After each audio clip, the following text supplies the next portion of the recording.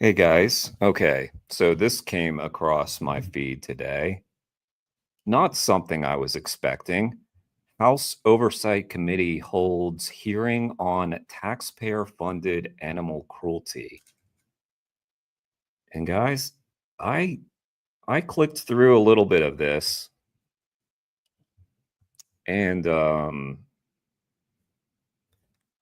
there are some based things said during this. It starts off a little rocky, I'm not gonna lie.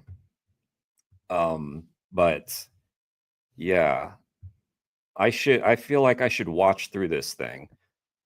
So we might as well do it on stream, right? Um, I hope I can watch this. I don't know. It's Forbes. So we'll see. We'll see if that works. I wasn't actually going to stream today. But I mean, when are you going to react to a congressional hearing, right? About animal cruelty of all things. So, yeah, let's see if anybody showed. Let me give people a chance to show. Again, the timing is just for a live is not great, honestly. For the people who follow my channel, there's people in the UK. I just don't think a lot of people like are streaming right now or wanting to watch. Oh, Kane is here. Yo, Kane. Kane, did you know that I reacted to your content last night, but you were asleep? It was very late. Um, but yeah, you could check that out if you want. We watched one of the grocery store protests you did with Animal Rising and some of your Omegle debate. That was interesting. And then I watched another one of your Omegle debates off stream. And yeah, I think we might react to some more of those because those are pretty interesting. Okay. So I don't want to bore you, Kane. So I should probably get started, right? Just hate to start when nobody has shown up yet, except for one person. Um, well, let's get right into it. So I don't know. This might get taken down. I have no idea. When I react to something long like this, Forbes, we'll see what happens. We'll see what happens. I have it set to 1.25 time. Someone suggested that to me with the Jubilee thing that YouTube took down when I tried to react to that. Yeah. So, yeah, I watched the beginning of this and be prepared. There's a lot of insinuation about trans people right in the beginning because it's the conservatives. Yeah, they were old. It was old stuff we were watching, Kane. Um, but I was reacting to Victoria, and I kind of wanted to react to some of the people who have just like always like kind of shown up and supported my channel too. So you're obviously on that list. So I wanted to react to some more of your stuff. Okay. Might as well get started here. I've got my edamame, wasabi, so I'm set. Got my Waterloo. Still waiting on that sponsorship deal. um, yeah. Okay, let's watch Congress. That sounds fun, right? Hey, I know that sometimes you fall asleep, Kane. So this might be perfect for that because it'll be like watching C-SPAN. Okay, let's see what happens here. Be prepared for the anti-trans shit right in the beginning. The Subcommittee on Cybersecurity, Information Technology, and Government Innovation will now come to. This is Nancy Mace, by the way, who has been actually someone who is really focused quite a bit of attention on animal testing. Order and welcome. A good afternoon. Without objection, the chair may declare a recess at any time. I recognize myself for the purpose of making an opening statement. Good afternoon. Late last year, What is a Congress? Well, you're looking at it. That's what this is. White Coat Waste Project exposed more White than coat $10 waste. million in taxpayer funds that were spent creating transgender mice, rats, and monkeys. These DEI grants funded painful and deadly transgender experiments that forced lab animals to undergo invasive surgeries and hormone therapies at universities across the country. For example, the Biden-Harris administration spent $2.5 million taxpayer dollars, $2.5 million taxpayer dollars to study the fertility of transgender mice. Let that sink in. We spent over $2 million studying the fertility of transgender mice. Yeah, it's just no surprise, right?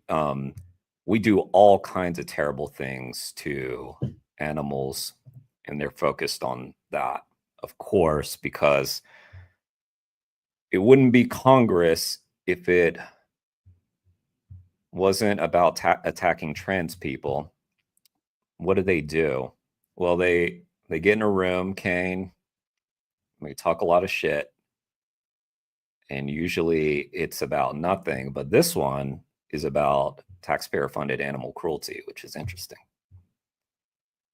Yeah, I don't know really what they do though, except cause a lot of damage. $1 million was spent to find out if female rats receiving testosterone therapies to mimic transgender men were more likely to overdose on a party drug, commonly used in the LGBTQ community to induce drug-fueled what's called, quote, chemsex. I asked my staff what was chemsex and the chemical, and I guess it's something called GHB, which is a date rape drug, and also a drug that's used recreationally.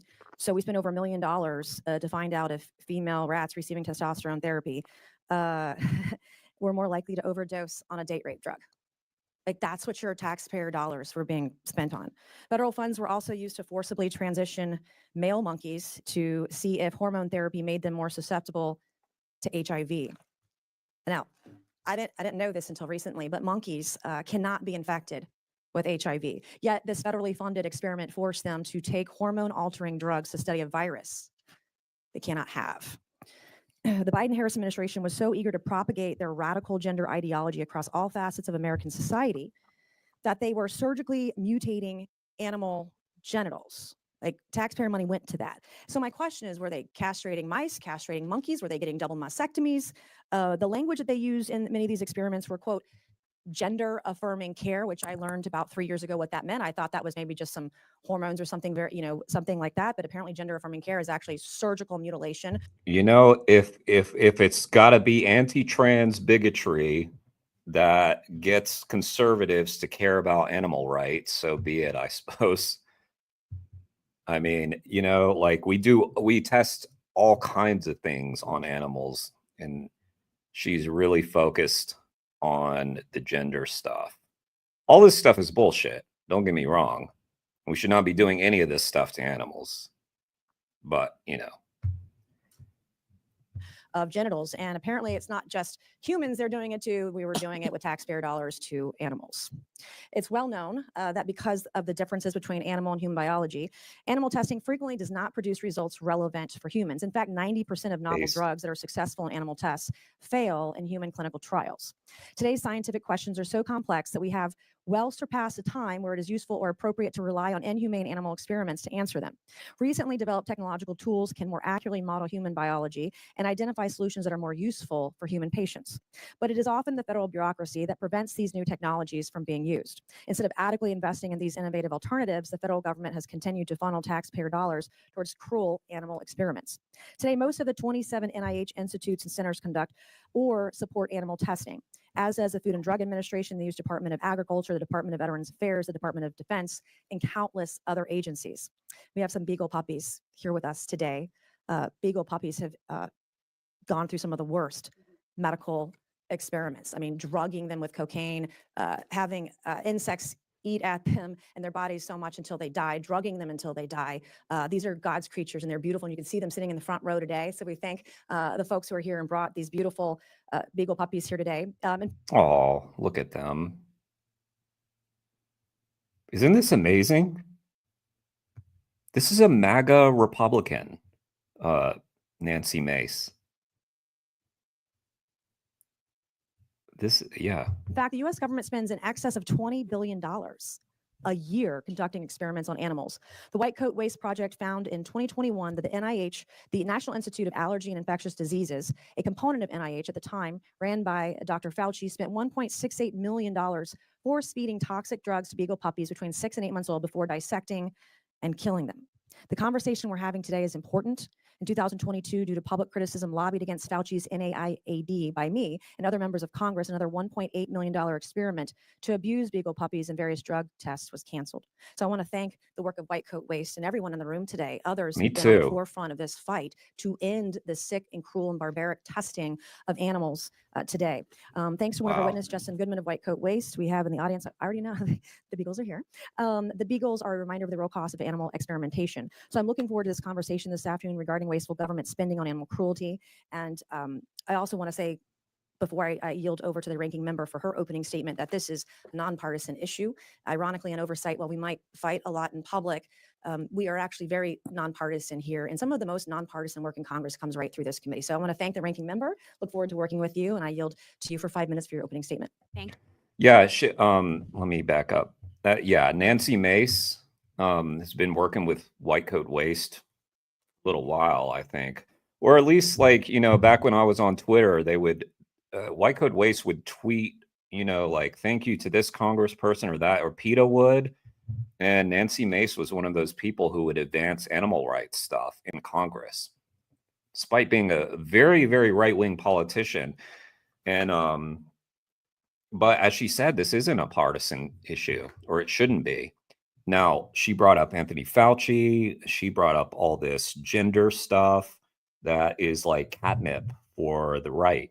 But again, like, if that's what it takes to get them to care, all right. This committee. So I want to thank the ranking member, look forward to working with you, and I yield to you for 5 minutes for your opening statement. Thank you. And good afternoon to our three witnesses. Thanks for being here. Chairwoman Mace, I appreciated working with you last week to introduce a bipartisan bill to strengthen federal contractor cybersecurity. I was glad our teams were able to connect early into this new Congress. And on a personal note, my team found your staff to be very responsive and helpful. Likewise. As the ranking member of this subcommittee, I look forward to continuing to work with you to modernize and secure federal IT systems from potential cyber attacks.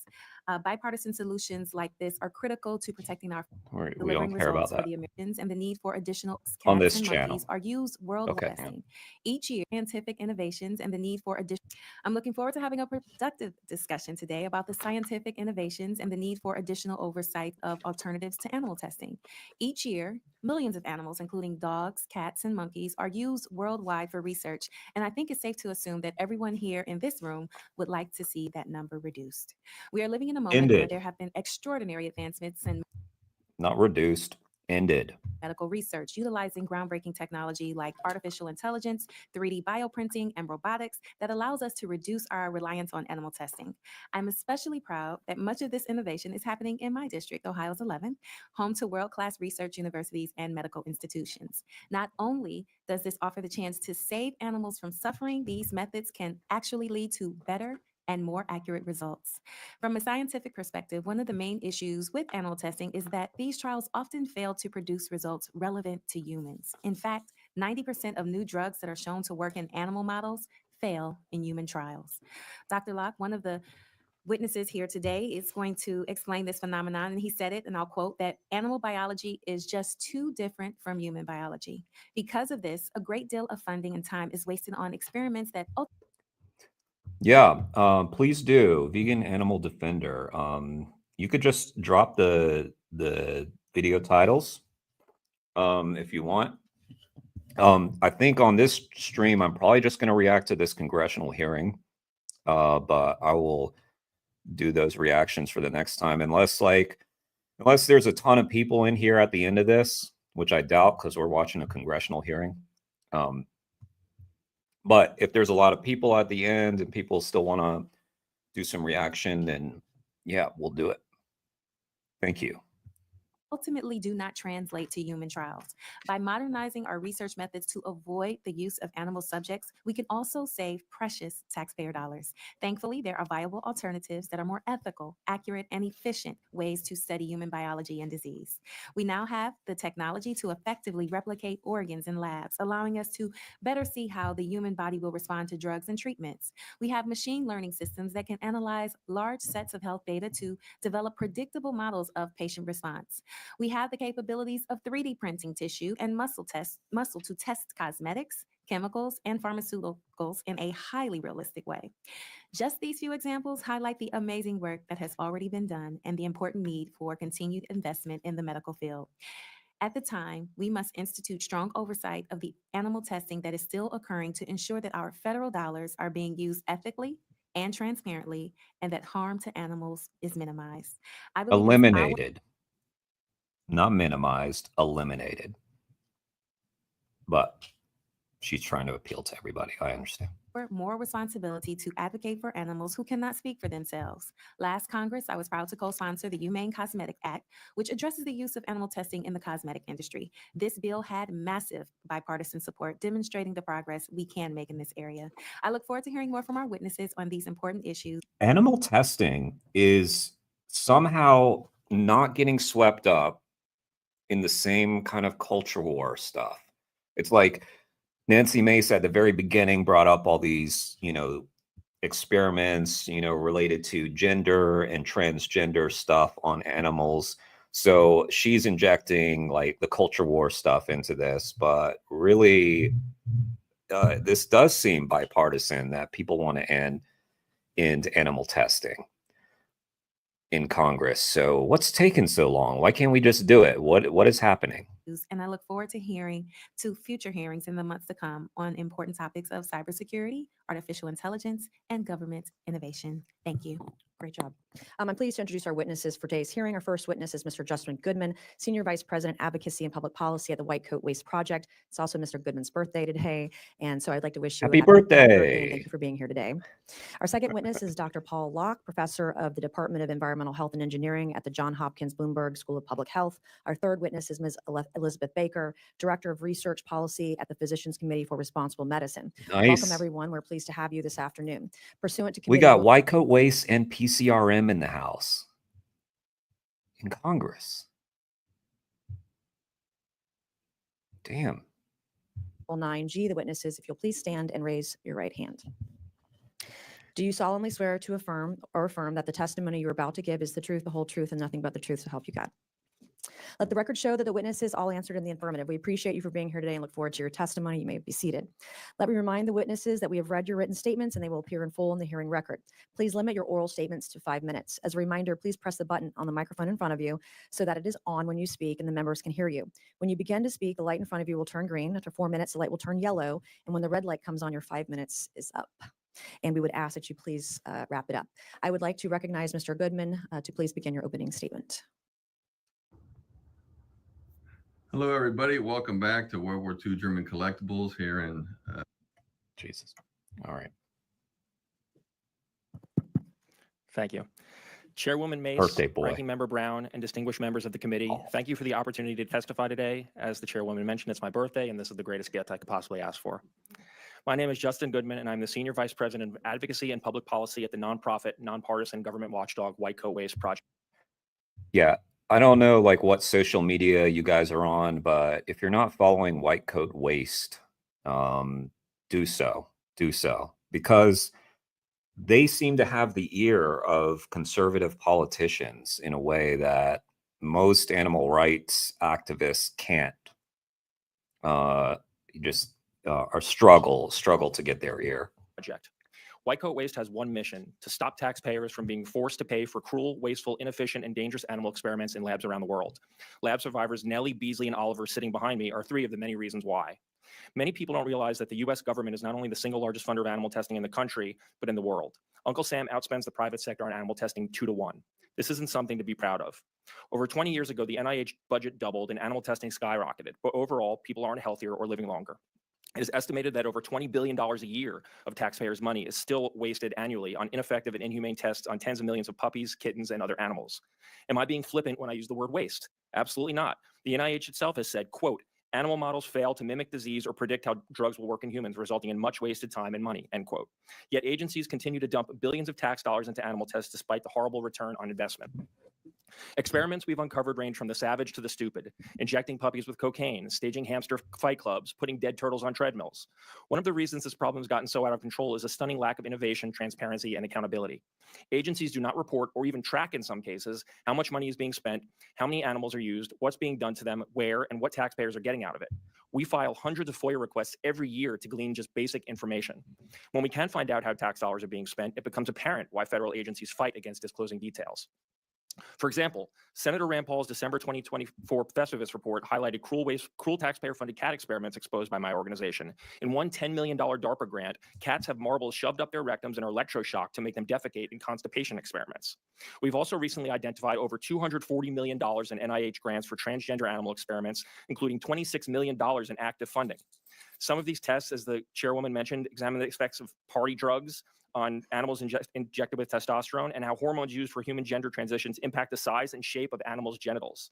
How does this translate to helping the average American? Shockingly, 95% of his funding came from Dr. Fauci's NIAID. Speaking of Dr. Fauci, our group is perhaps best known for exposing his and USAID's funding for dangerous gain-of-function animal experiments at the Wuhan lab. We also... I see all these. This looks like some good stuff. Thank you, Vegan Animal Defender 269. A lot of Entice the Lyrical Vegan. And what else we got? Ben Messiah.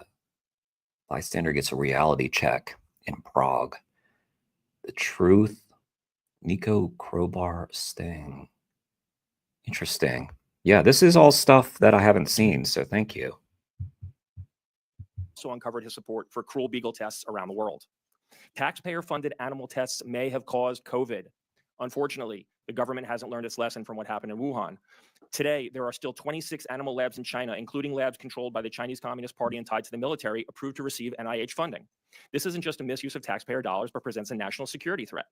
White Coat Waste recently obtained a contract funded by the NIH and DoD that's paying for 300 beagles a week to be restrained and injected with or force-fed experimental drugs in a Chinese lab. The reason they chose beagles like Nellie, Oliver, and Beasley, the contract states, and I quote, "Beagle dogs are docile, cute, and easy to domesticate, so it has been the best choice," end quote. Not because it's effective, but because it's easy. Because it's easy. Where'd those little pups go? They were on people's laps over here. I guess they're down there now. Because they're so docile. Look, here, I'll put my... we'll just look at the photo on my profile. It's one of those beagles.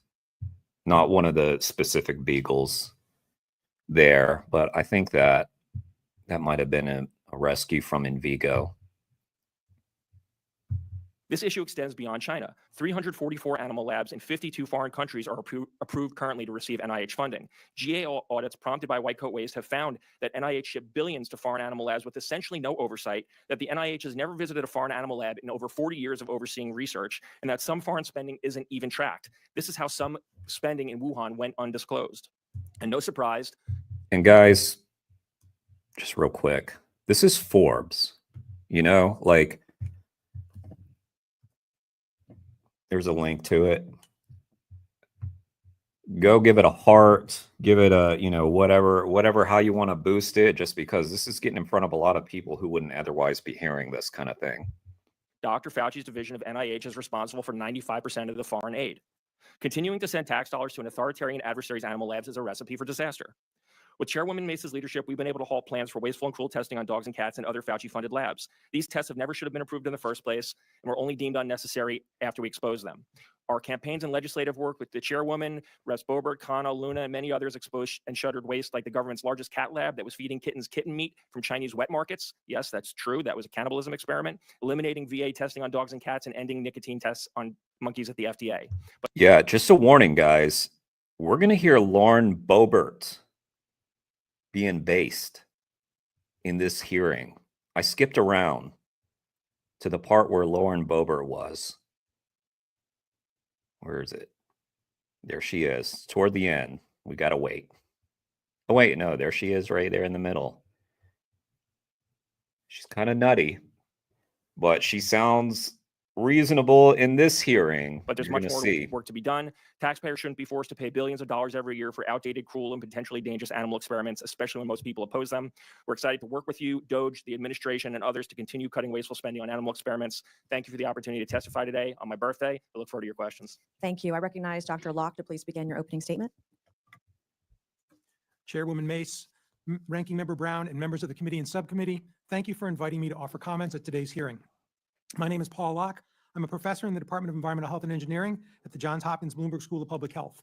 I'm an attorney and an environmental health scientist, and a substantial portion of my work has concentrated on the uses of non-animal methodologies in research and regulatory decision-making, with an emphasis on the promise that these methods have for both reducing animal use and improving evidence-based decision-making. Nice. I want to state for the record that the opinions here that I offer are my own, and they do not necessarily reflect the views or positions of the Johns Hopkins University or the Johns Hopkins Health System. Today, I want to cover three major points. First, the scientific questions facing us increasingly call into question our reliance on animal models and demand that we move forward with more human-centric science. Second, federal agencies must play a leadership role in this transition to these new human-centric models. And third, the development and deployment of these models represent innovation in places where U.S. businesses and scientists are and must continue to be at the cutting edge. Let's start with a discussion about scientific methods Look at that, sweetie. Oh, and needs. The complex scientific challenges that we now face require that we move away from traditional animal models and embrace new technologies that do not involve animals, but instead incorporate human biology. These technologies include small engineered systems such as organs on a chip and microphysiological systems, or three-dimensional groups of cells such as organoids that mimic many of the important functions of human organs. I would also include AI in this group. Now, while there's considerable enthusiasm around the promise of these new methodologies, unless federal agencies and departments support their development and recognize their promise, they will never be able to reach their full potential. We're not going to be able to replace animals in biomedical research with the meager investments that federal agencies are now making. EPA, FDA, and NIH all have important roles to play in unlocking the potential that these technologies have for designing better drugs, protecting the environment, and improving health. Based on our research, there are currently major gaps in the frameworks needed to support new methodologies, and it's imperative that the federal government step forward. The federal approach has been passive and reactive. What we need is for federal agencies and departments to lead efforts to development, implement, and use these methods. And my written testimony goes into greater information about what federal agencies can be doing, and I hope we'll have some questions on that as well. God, I really hope they will do it.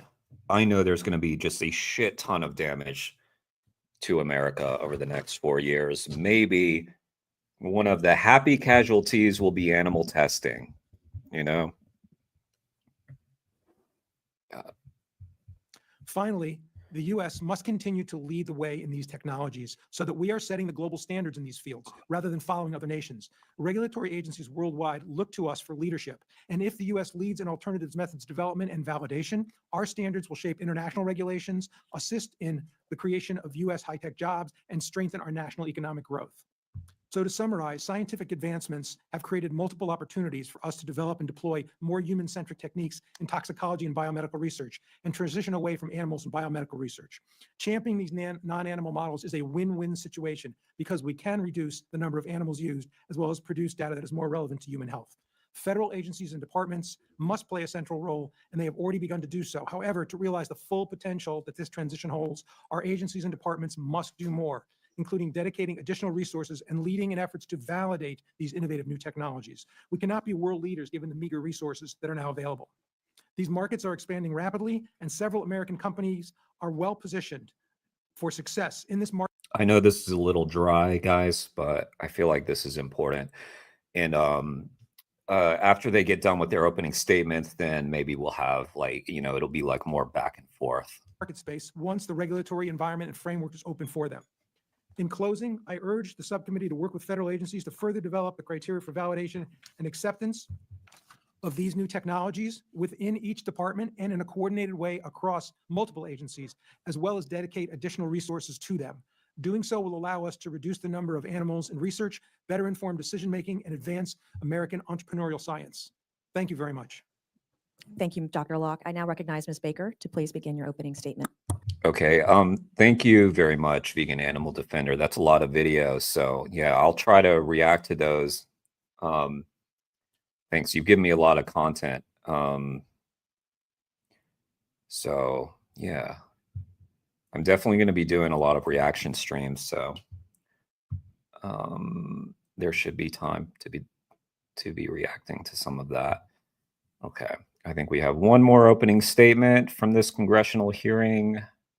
Chair Mace and Ranking Member Brown and members of the subcommittee, thank you so much for the opportunity to testify today. My name is Elizabeth Baker at the Physicians Committee for Responsible Medicine. I work with a team of scientists, physicians, lawyers, and other professionals to move medical research, product testing, and advanced medical training away from using animals. I appreciate the subcommittee's attention to this critical subject. Ending federally funded animal experiments is long overdue. For generations, tax dollars have paid scientists to conduct acts that would shock the conscience of most Americans. Yep. Dogs, cats, monkeys, rabbits, pigs, and other animals are used in experiments that are painful, stressful, and often lethal for the animals that are subjected to them. Increasingly, it is recognized across research and testing sectors that animals are not good surrogates for humans. Over 85% of Americans that were recently polled agreed that animal-based research should be phased out. Both Congress and the administration must take action to ensure that government funding and requests for animal experiments are stopped, and that instead a portion of that funding is reinvested into more effective human-based approaches. Our first recommendation is to end federal support for wasteful and ineffective animal research. Animal research does not translate to humans because there are insurmountable species differences in our anatomy, physiology, lifespan, disease characteristics, and more.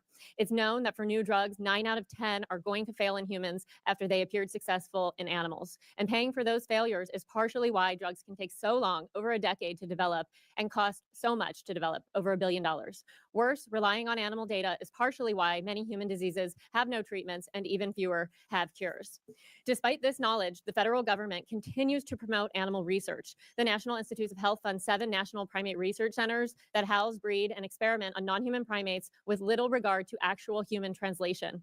While there are countless examples of cruel research, consider this. Since 1991, the NIH has given $15 million to a single heart failure project where dogs are subjected to multiple major surgeries. They have devices that are stabbed into their hearts, and then they're forced to run on treadmills until they die or that device malfunctions.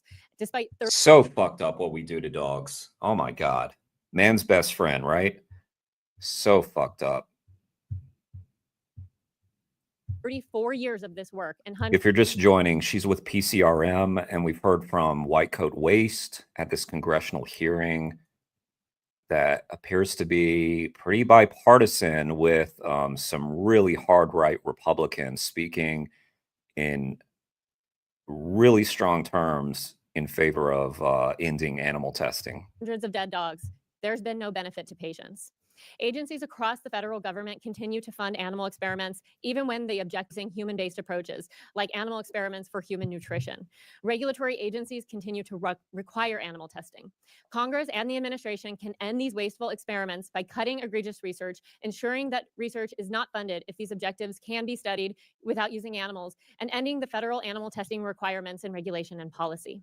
Our second recommendation is to reinvest some of these savings from animal research and testing toward evaluation, acceptance, and use of innovative and more effective human-based approaches. Methods like organs on chips, reconstructed human tissues, sophisticated computer models have existed for some time, but they're only supported at a fraction of the funding that goes to the animal experiments. Some federal efforts have already begun accelerating innovative human-based methods. The NIH has a national center, NICEDM, that works to evaluate and advance non-animal approaches across federal agencies through a congressionally mandated committee, ICFAM. With more investment and an expanded purview, NICEDM can accelerate this work and even address the reproducibility crisis in research. A center at the NIH NCATS is already working to bridge the gap between medical research and product Agreed, development Jedi. by prioritizing innovative human-based approaches. Recently, the NIH adopted important recommendations on non-animal approaches and launched the complementary program to speed development and use of these methods. Each of these are great examples of steps in the right direction, but the current resource investments just pale in comparison to the stronghold that animal experiments have held for decades. Greater support for these efforts will more quickly advance better science that leads to improved outcomes for people while avoiding animal use. There has been so much recent attention on getting Americans healthier. If we truly want to make America healthy again, we have to make science human again. Thank you so much for this opportunity to testify, and I look forward to answering your questions. Well done, PCRM. Wow. This is pretty amazing, isn't it? I mean, I don't know. Maybe I just miss them when they happen. Maybe these are more common than I realize. But yeah, I wasn't expecting to see House Oversight Committee holds hearing on taxpayer-funded animal cruelty. You know, there's a lot of committees in government. I do believe the House Oversight Committee is quite a powerful one. Who knows what's powerful right now? That's Nancy Mace, by the way, pretty hard right Republican, but also very much in favor of animal rights issues. Thank you all for being here today. I will now recognize myself for 5 minutes of questioning. Mr. Goodman, in your written statement, you state the White Coat Waste Project identified at least 10 million in NIH grants for transgender animal experiments. You state that 95% of the funding came from Dr. Fauci's NIAID. Why is the federal government spending taxpayer dollars to create transgender animals? Ever noticed your pet eyeing your comfy chair Yeah. jealously while you're working? Seatmate features She a really is sturdy metal focused frame on with the a plush, trans stuff. machine-wash- Just FYI. Okay. Question. Your microphone. Thank you. It's a great question. I mean, I wonder why they're making cats constipated also. It's a question that rings around in my head at night when I'm going to bed, why we're funding these things. A lot of the programs that are funded do latch on to some type of social trend, and then animal experimenters use it as a money grab, as an excuse to get NIH tax funds from some, in this case, DEI grants were used to fund a lot of this stuff. So people who abuse animals find some kind of excuse to bring in new money, and they'll switch their research program over to something that's trendy to bring tax dollars into their university. I mean, that's part of the big problem here, is that colleges and universities are taking 25 to 40% off the top of every single one of these grants for indirect costs that go into a slush fund that has nothing to do with research. So they're willing to let experimenters do whatever they want to animals to keep the money flowing in. Some people might describe that as money laundering. All right. Are sex change experiments that forcibly transition mice, rats, and monkeys necessary for science? Absolutely not. Why do these experiments at all, if they aren't producing useful human relevant research, why again, you think it's a money issue, follow the money? Animal testing is big business. As you know, I've been long vocal about animal experiments and federal funded animal testing, and worked with you She has. to prevent Fauci's plan to waste almost $2 million in taxpayer dollars to maim and murder beagle puppies, for example. Why was Dr. Fauci so insistent on poisoning these puppies, even though, as you state in your written statement, the FDA does not mandate that human drugs be studied on dogs? So much of the problem with all of this is institutional inertia. It's that people just continue doing the same thing because that's what they've done before. There was a report that came out, the National Academy of Sciences put out a few years ago about the VA's testing on dogs that Congressman Khanna actually helped us get the NAS to conduct. And they found that most of the VA's testing on dogs was unnecessary. And not only that it was unnecessary, but one of the reasons why is that there's this circular reasoning that they use to defend it when they propose a new project. They say, well, we used dogs previously, so we're just going to use dogs again. And there's no one to break that cycle. There's not enough oversight to say, hey, maybe we don't need to do this anymore. Maybe there's a better way to do it. It's like, if you only have a hammer, everything looks like a nail. And that's kind of the problem. Right. And what would have happened to these beagle puppies if if your organization hadn't rescued them? In the case of those experiments, those dogs were going to be force-fed and injected with massive doses of experimental drugs to poison them to see at what point they got sick or died. And those tests will have no relevance for the safety and efficacy of that drug in human beings. Thank you. Dr. Locke, I have a few questions for you. Can the scientific challenges we face today be solved by relying on animal testing? No, not all of them.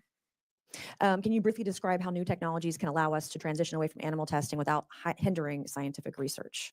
Certainly. I also want to point out that in my written testimony, I do try to lay out a roadmap for how that could happen. But basically what we need to do is we need to spend a lot more resources supporting these non-animal technologies, such as organs on a chip and organoids, so we can use those to study many of the phenomena that we're now studying in animals. Okay, thank you. And Ms. Baker, what are your thoughts today, reading your testimony? Guys, real quick, I want to point you, if you're really curious to learn about like the history of animal testing, this podcast that Wayne Shung did with Jeremy Beckham, who is a great researcher on this topic, is a really good resource, or a good starting point, rather. So check that out if you're curious. For the opportunity to testify that it's long overdue. Where do we go from here? How do we fix the problem? I think we fix the problem by investing in what is going right. We've got to cut a lot of this terrible animal research. We need to cut the National Primate Research Centers. We are funding these centers to the tune of hundreds of millions of dollars every year. We've got to stop funding animal experiments outside the United States, as Mr. Goodman said, that have no oversight. We've got to stop. If you can meet your objectives without using animals, there's absolutely no reason that you should. And so And I was going to say, thank you for bringing that up, the amount of money, the hundreds of millions. I recently found out in the state of South Carolina, in my district, there's a primate breeding center and testing site, Alpha Genesis. They've made, to my understanding, over $100 million from NIH over the last 20 or so years. This is a boondoggle. It is a racket and hundreds of millions of dollars, billions of dollars, in fact, have been wasted on it. So I want to thank you all for your testimony today. Thank you for being here. I would now like to recognize my colleague, Ms. Brown, for 5 minutes. Despite all the like injecting trans issues into this debate, she's pretty based. What's up, Pig's Dream? I saw the video that you posted today about the bird flu. That looks good. I haven't watched it yet, but I'm going to. Again, thank you to our witnesses for being here. I think it's clear that we all agree that we do not want to see animals harmed and that there is work to be done to reduce our reliance on animals for medical and scientific research. So I'd like to start with you, Ms. Baker. Can you talk about where you think some of the current gaps in the oversight of animal are in the animal experimentation? Yeah, I think we have some major issues with oversight. We don't know really how much spending is going to animal experiments. The public is largely in the dark. We try so hard to understand this information, and we have to come up with some of it on our own. It would be great if the federal government would be more transparent in this way. We know that in 2016, the NIH said that for fiscal year 2015, 47% of extramural grants used mice. $7.4 billion is what that would be in 2024. In 2021, NIH issued a figure that said about 8% of grants go to non-clinical, non-animal approaches. Well, non-clinical approaches really mean the animal tests or some of these, or the alternatives. And so a ton of money is going into this. We wanted to understand for cancer. Cancer is one disease area where it is well known that animals are just really poor predictors of human outcomes. We get cancer differently. It behaves differently in our bodies. The failure rate for cancer drugs is 94%. We have cures for cancer in mice. We don't in humans. And so we wanted to look at what is the National Cancer Institute doing? How are they funding?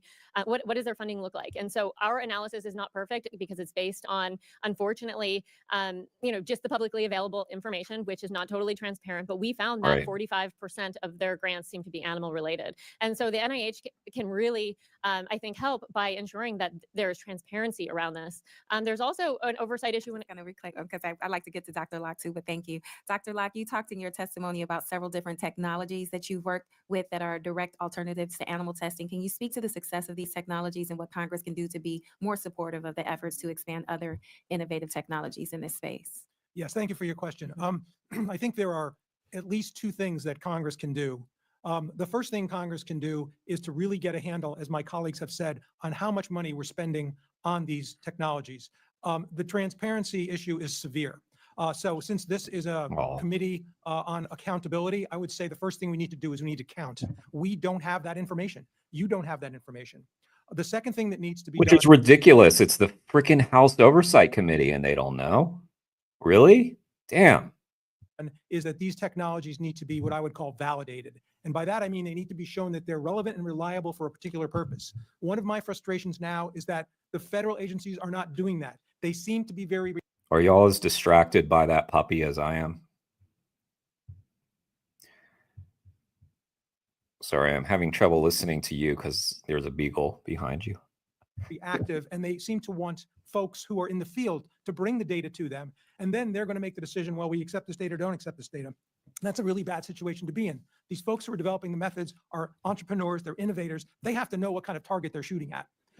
The third thing I would say is that we really do need to get a handle on the animal research we're doing. Again, that's an area of transparency, and we need to develop metrics so we can figure out what part of that research is actually working and what part is not working. And then, as my colleagues have suggested, I think we should be sunsetting the stuff that's not working and reinvesting that in these new methodologies. Thank you very much, Dr. Locke. And as we move to decrease our reliance on animal experimentation, it's important to acknowledge that, unfortunately, I didn't catch her name.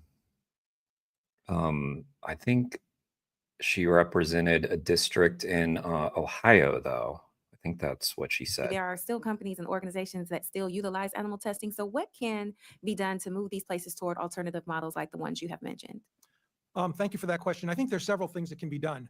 The first thing we can do, and I have some bias here as an academic, is we can train our students in these new methods. We have to move away from animal tests, and animal research is always the gold standard. The second thing we can do is we can energize the whole federal grant system to make it much more friendly so that folks who want to use these alternatives can actually go out and get research money to study them. All right, yeah, so much of this research is just happening for grant money. Like, it'll be like, you know, tests on things that we already know.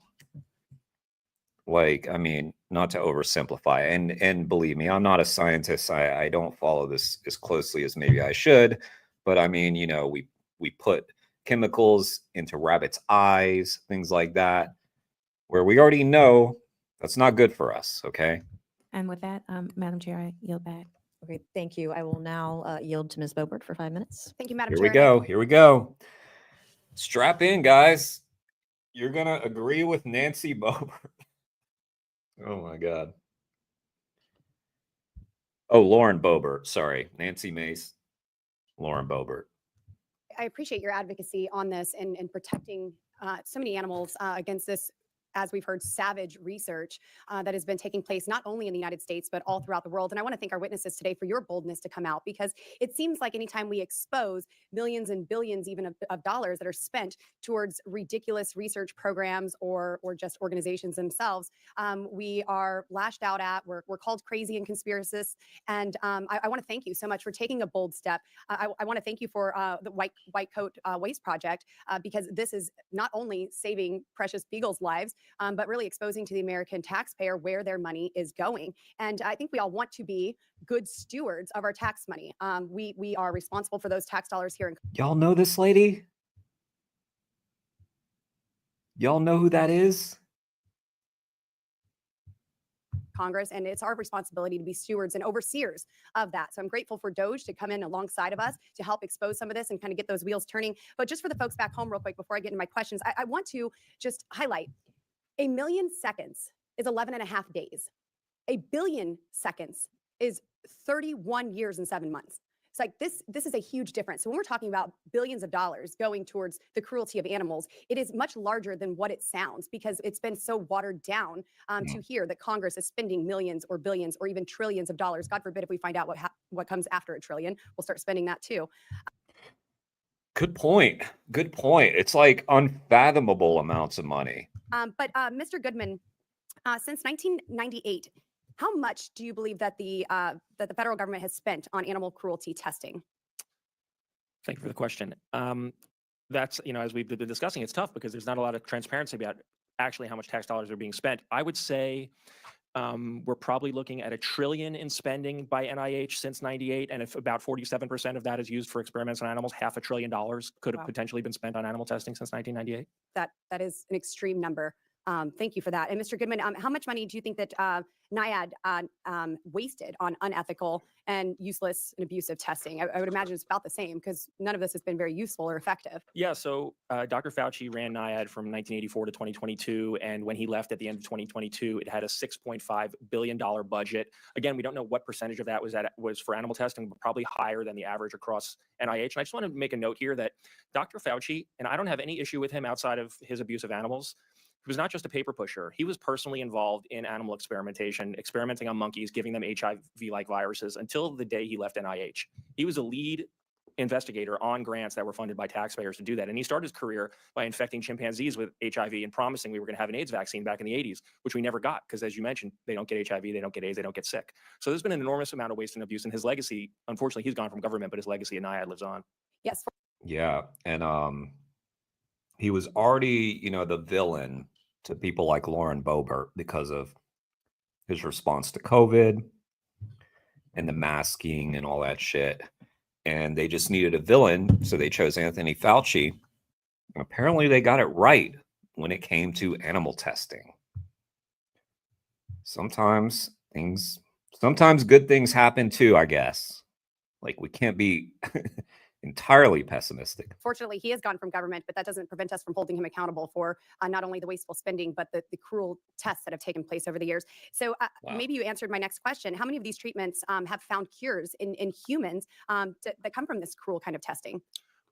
Virtually none. You know, we've heard the statistics today, and any that have come, it's out of pure dumb luck, and they're the exception, not the rule, because animal experiments are a dead end. It's pure chance if something good comes out of it. And so I'm seeing here with NIAID, the budget of spending $6.5 billion in taxpayer money. It's been used to pay EcoHealth Alliance to import hundreds of Asian bats into the U.S. for new viruses in labs in Colorado run by the Wuhan-linked researchers. That's $6.7 billion for the Colorado State University in Fort Collins to research bats here in America. And we've also sent billions of taxpayer dollars to unaccountable labs in China and other foreign countries, implant aborted baby parts into lab animals. Have you heard of that sort of research? Yeah, we did an analysis a few years ago showing that over 90% of experiments with using human fetal tissue and putting them involved animals were funded by Fauci's NIAID. Do you know where they're getting the aborted human fetal tissue? A lot of it is happening at colleges and universities that have affiliated hospitals that perform that procedure. Madam Chair, I think we need to look into that as well. My time has expired. I apologize. I bet you do. I bet you do need to look into that. Well, thank you, Lauren Boebert, honestly, for taking a hard line on animal cruelty for once. I don't know where she stands, where she has standed on animal testing throughout her life. She's obviously not great on other animal issues, but on this one, she sounded pretty much like us. As to our other witnesses, I did have questions for you, but I'll submit those in writing. Thank you. That's wild. I would now like to recognize Mr. Subramaniam for 5 minutes of questioning. Thank you. I'm glad we're having this hearing today. Actually had the chance to talk to an animal care program manager at a research facility. And he said something really interesting. He said, the day we no longer need animals for research is the day we've succeeded as an industry. So I think what you're finding is that even the people who are employed to run these programs are starting to realize that we'd like to see a path to where we no longer need animals. And so I think that's really interesting. One of the things I would like to know, though, is how far away are we until the technologies can completely replace animals and we can still be on the cutting edge of science? I'm an animal lover. I'm a vegan even. I very much support getting rid of animals in all testing. But I want to make sure that we also... Who is that? Animal lover and vegan? Finding that... Sorry, I got to get his name. Madam Chair, I think we need to look into that as well. My time has expired. I apologize to our other witnesses. I did have questions for you, but I'll submit those in writing. Thank you. That's wild. I would now like to recognize Mr. Subramaniam for 5 minutes of questioning. Oh my God. How am I going to find this guy?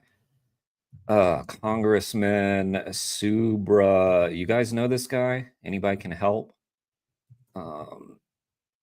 Vegan congressman. That's what I'm going to type in. I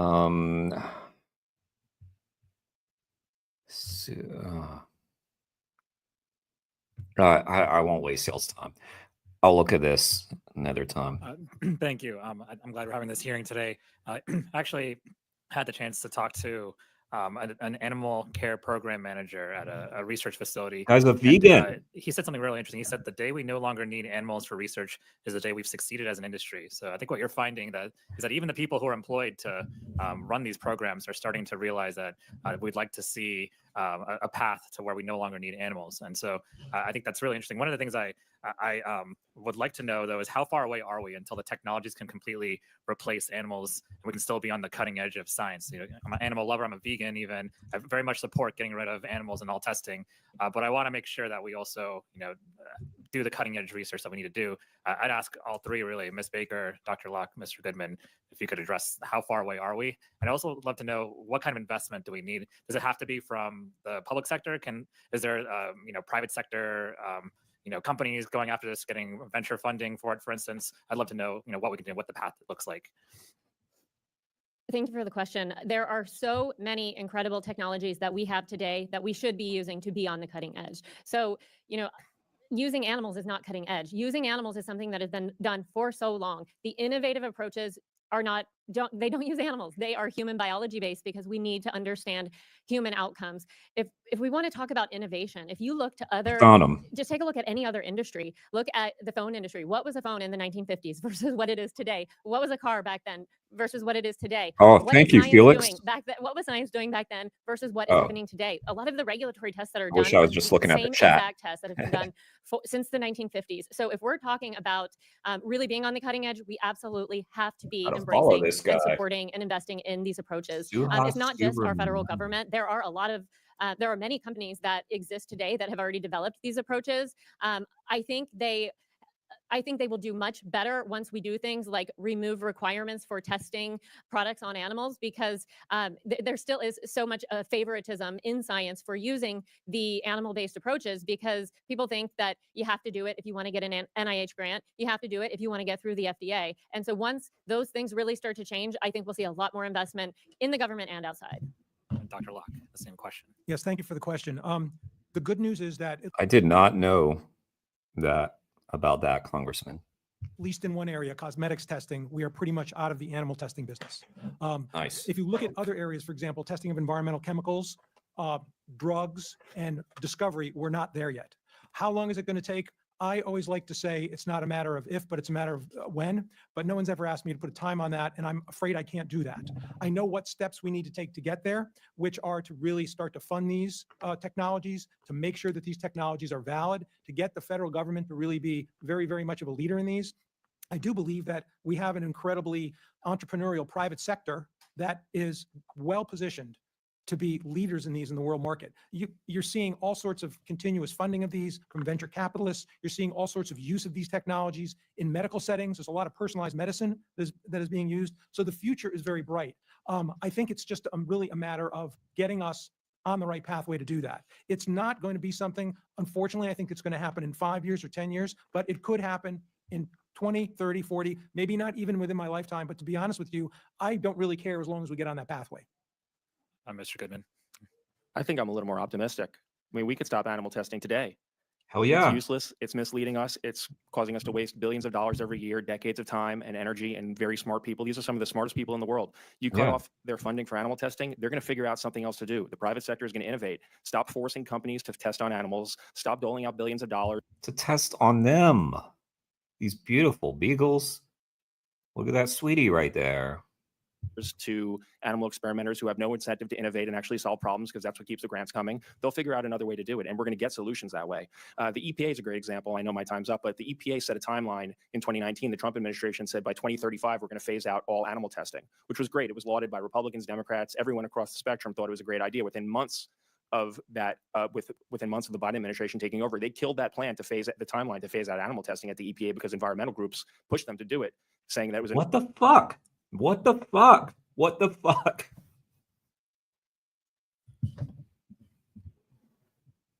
So environmental groups pressured the Biden administration to not phase out by 2035, 10 years from now, animal testing, which is way too long, by the way. That is way too long. We need to end it today.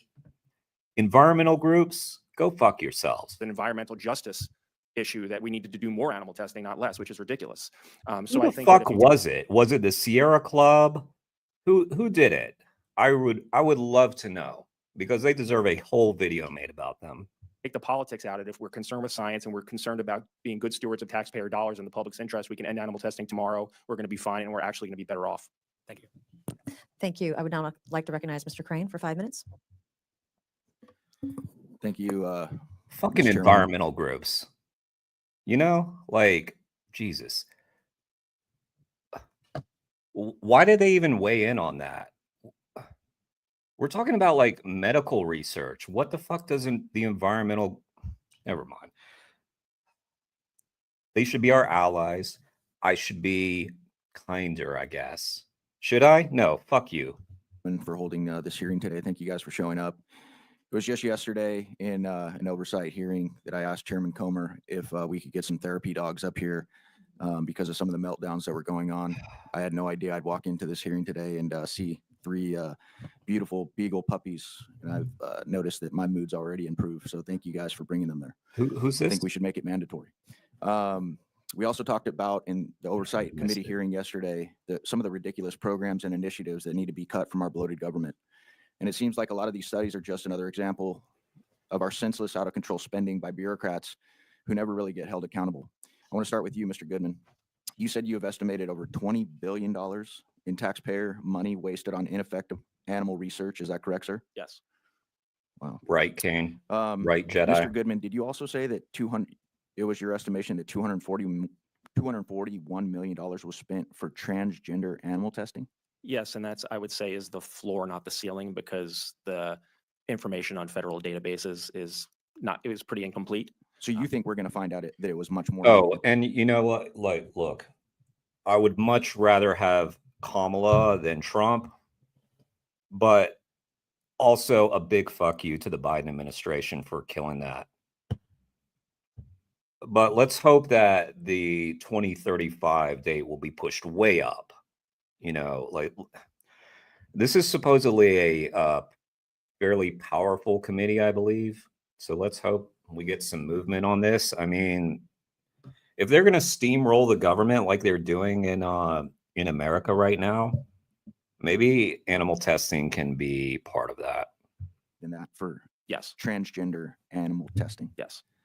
Can you describe what exactly the American people's taxpayer dollars were spent on regarding transgender animal testing? Yeah. In a lot of these cases, they're involve mice, rats, monkeys who are being surgically mutilated and subjected to hormone therapies to mimic female to male or male to female gender transitions, gender affirming hormone therapies, and then looking at the biological, psychological, and physiological effects of the gender transitions, looking at the effects of taking vaccines after you've transitioned these animals from male to female or female to male, looking at the size of their genitals changing after you've put them on estrogen or testosterone therapies to transition them. And in the case that the chairwoman, the example the chairwoman gave, there was a $1.1 million grant to give female lab rats testosterone to mimic transgender male humans and then overdose them with this party drug to see if animals who were taking female animals taking testosterone were more likely to overdose on the sex party drug than animals who were not taking testosterone.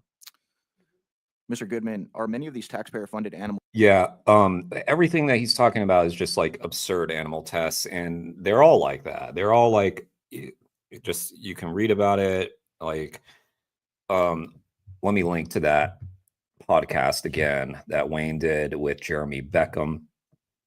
Just listen to like the absurd tests that they did on dogs, cats, monkeys. There's that link. Studies shared with the public, or is there a significant oversight of this research? You essentially needed a degree in information technology to navigate the federal spending databases to find any of this stuff. So what you found is we're not being very transparent with what we're spending these funds on. Not at all, and it's by design. Did you say that Dr. Fauci, in your estimation, had funded close to 95% of these animal research projects?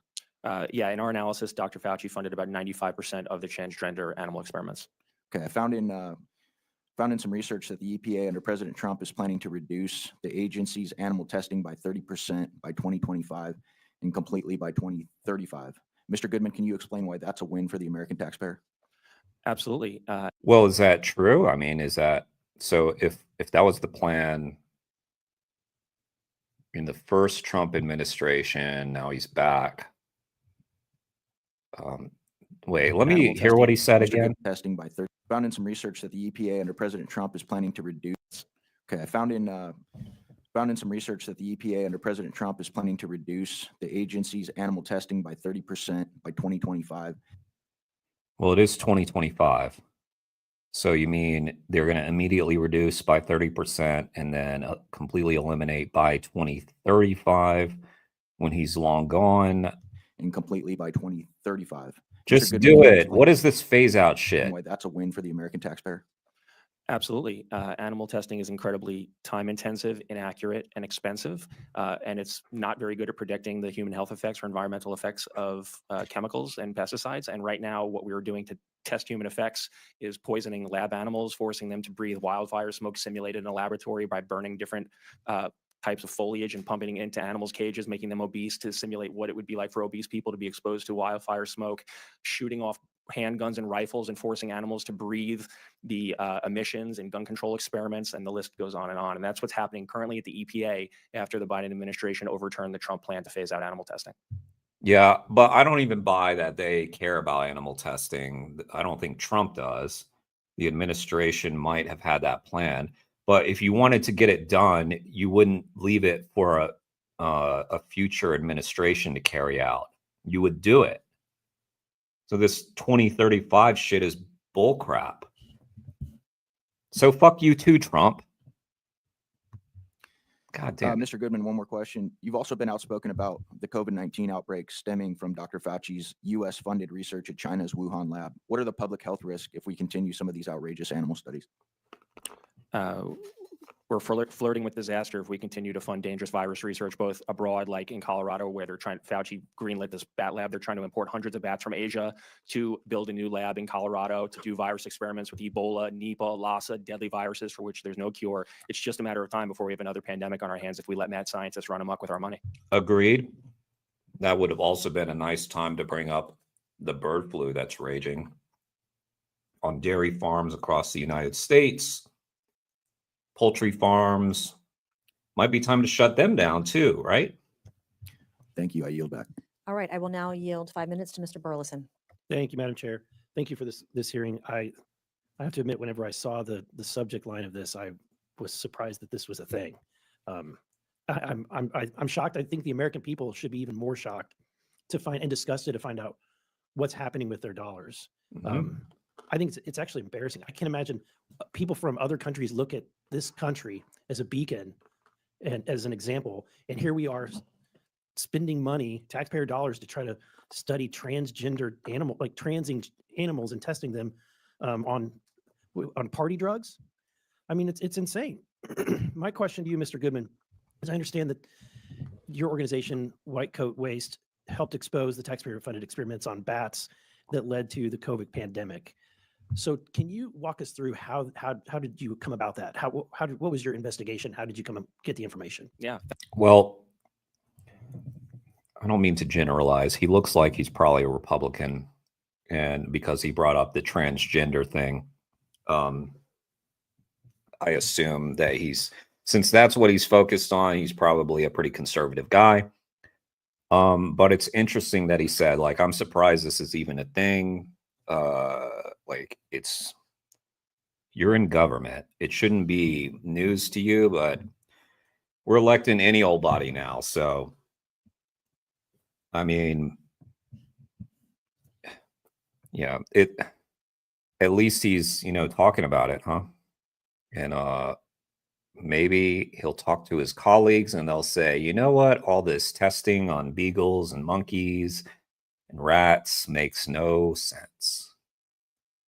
Because I heard from White Coat Waste and PCRM, and I'm an animal rights activist now.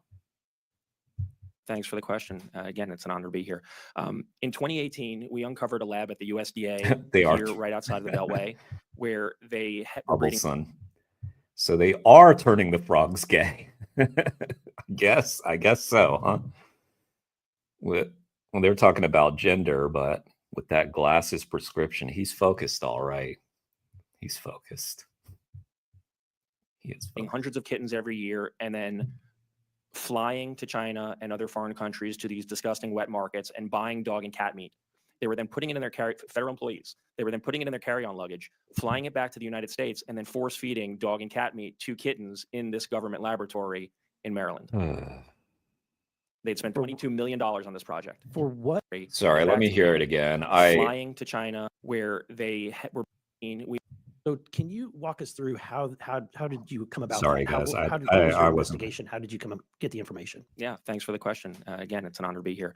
In 2018, we uncovered a lab at the USDA here right outside of the Beltway, where they were breeding hundreds of kittens every year and then flying to China and other foreign countries to these disgusting wet markets and buying dog and cat meat.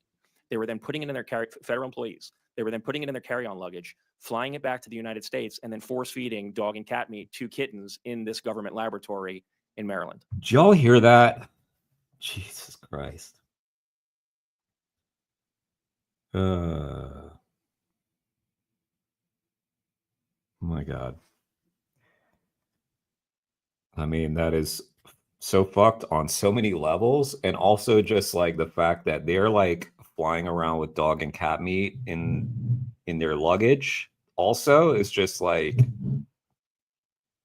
yeah, we're heading towards a pandemic, guys.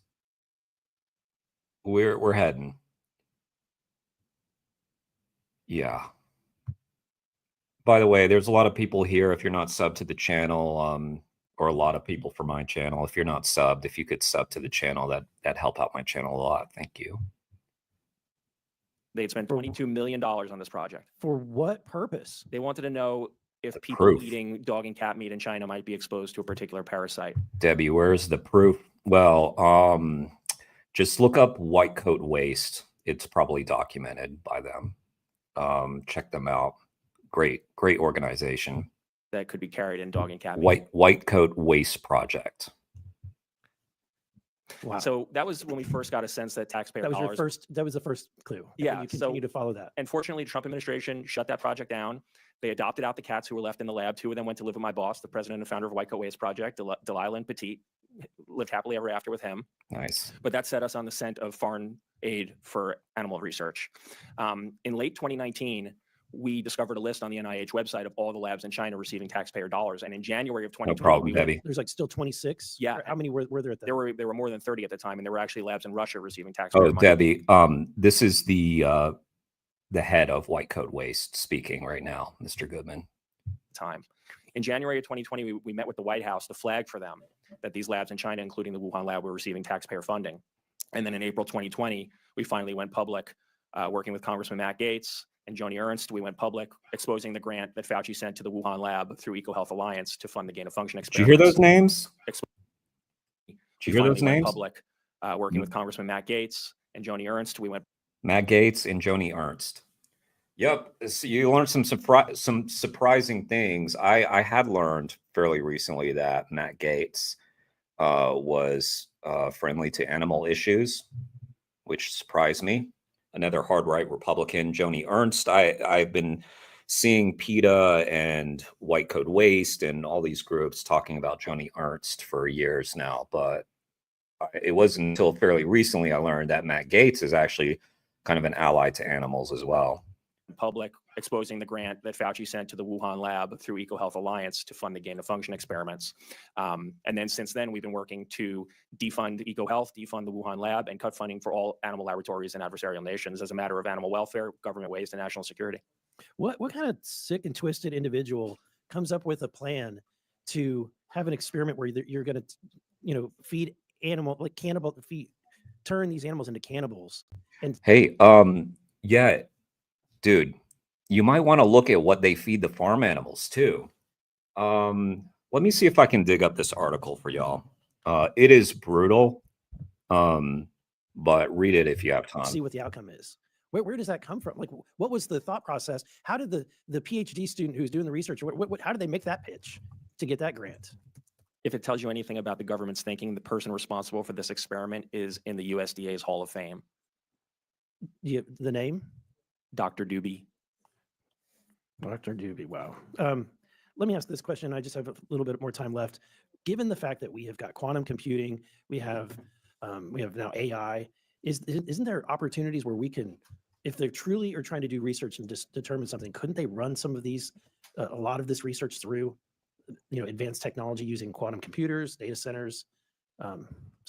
Absolutely. And there's studies that have come out of Johns Hopkins and elsewhere showing that things like screening drugs and chemicals for human safety are actually much more accurate and efficient using computer modeling and AI than testing on lab On a completely different species. Correct. Right? With completely different DNA. It would make sense. Thank you. I appreciate what you do. Thank you for exposing all of this. It's shameful that we're still sending money to these, but I will do everything we can to try to stop this. Thank you so much. I almost dug up the article. All right, Hang thank you, on. Mr. Burleson. With agreement from the ranking member, the chair and ranking member will each get an additional 5 minutes to ask questions. I'm going to yield to the ranking member first. Thank you very much, Madam Chair. So I want to circle back to you, Ms. Baker, with regards to potential legislative solutions that Congress can do to support and increase oversight of animal experimentation. Yeah, thank you for this question. One of the things that was mentioned is the numbers of animals. It is unbelievable that in 2025. Okay, guys, I'm going to pause the video for a second and show you this article. This is Vox. Okay, it's quite brutal, but let me show you.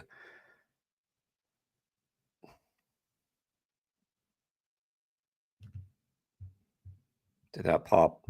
That popped up. Okay, good. Okay. Vox, who, by the way, Vox, VOX, does some of the best reporting on animal agriculture in the world, Kenny Torella. A new investigation exposes the stomach-churning practice that goes into making your bacon. The pork industry's forced cannibalism explained. Animal Outlook's been investigating the meat industry for 2 decades. Let me just kind of scroll through them. I'll link you guys to this article. There's footage from Animal Outlook that you can find. Okay. It's a place called Holden Farms, and this is not unique to Holden Farms.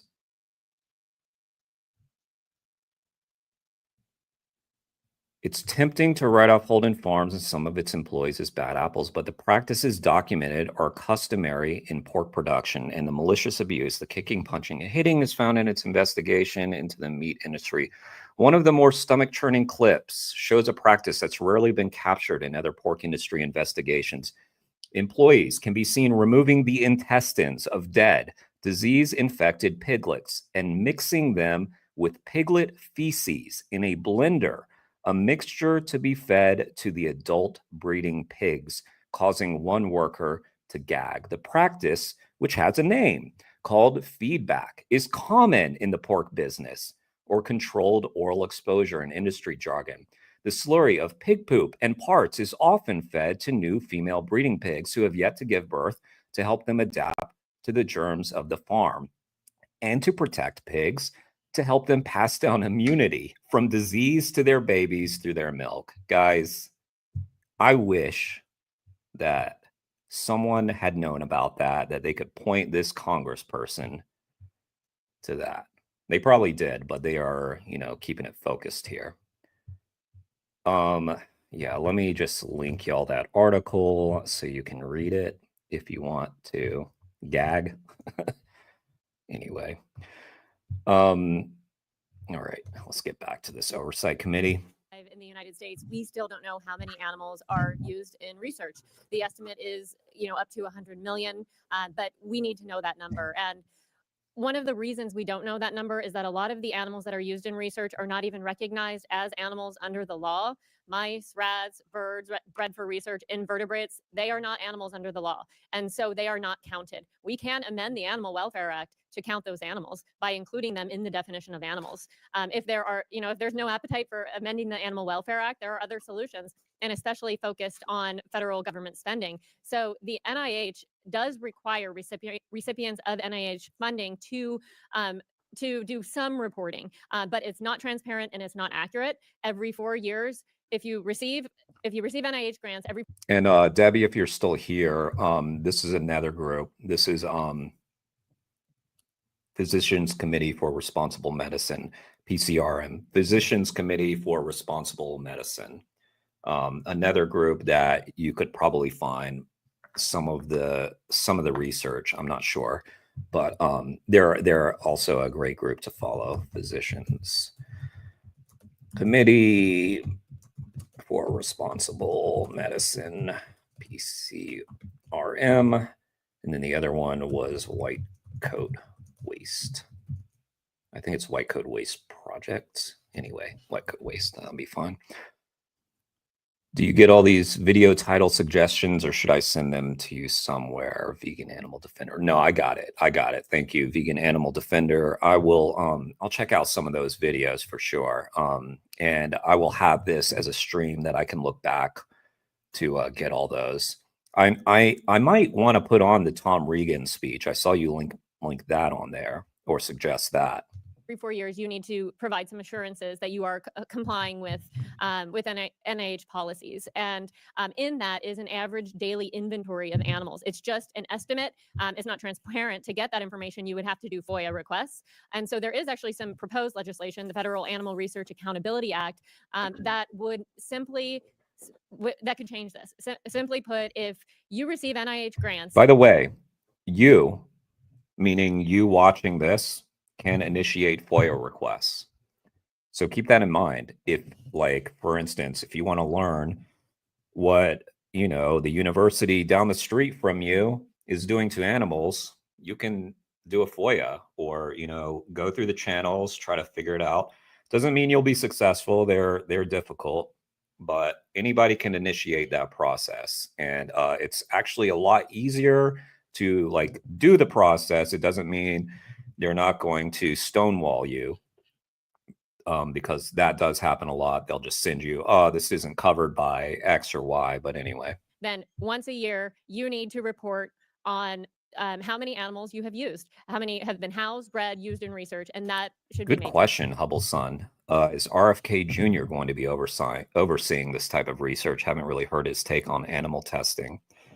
Yeah, RFK is a very interesting guy because he is against factory farming, but he's pro meat, pro eating roadkill, so much so that he like got a worm in his brain that was eating his brain away.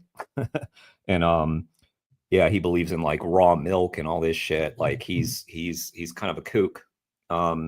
But on the other hand, he is against factory farming, which is, I guess, good, as a step. And interestingly, there's a film called The Smell of Money. And it's about the hog farms in eastern North Carolina and the lawsuit, the people who took them to court. Well, one of the guys who was battling the pig farms in North Carolina died during the course of the filming, and they showed a scene from his funeral, and RFK Jr. was there speaking about this guy. It was very interesting. So another thing that y'all could check out if you haven't seen it, it's on Amazon, I believe.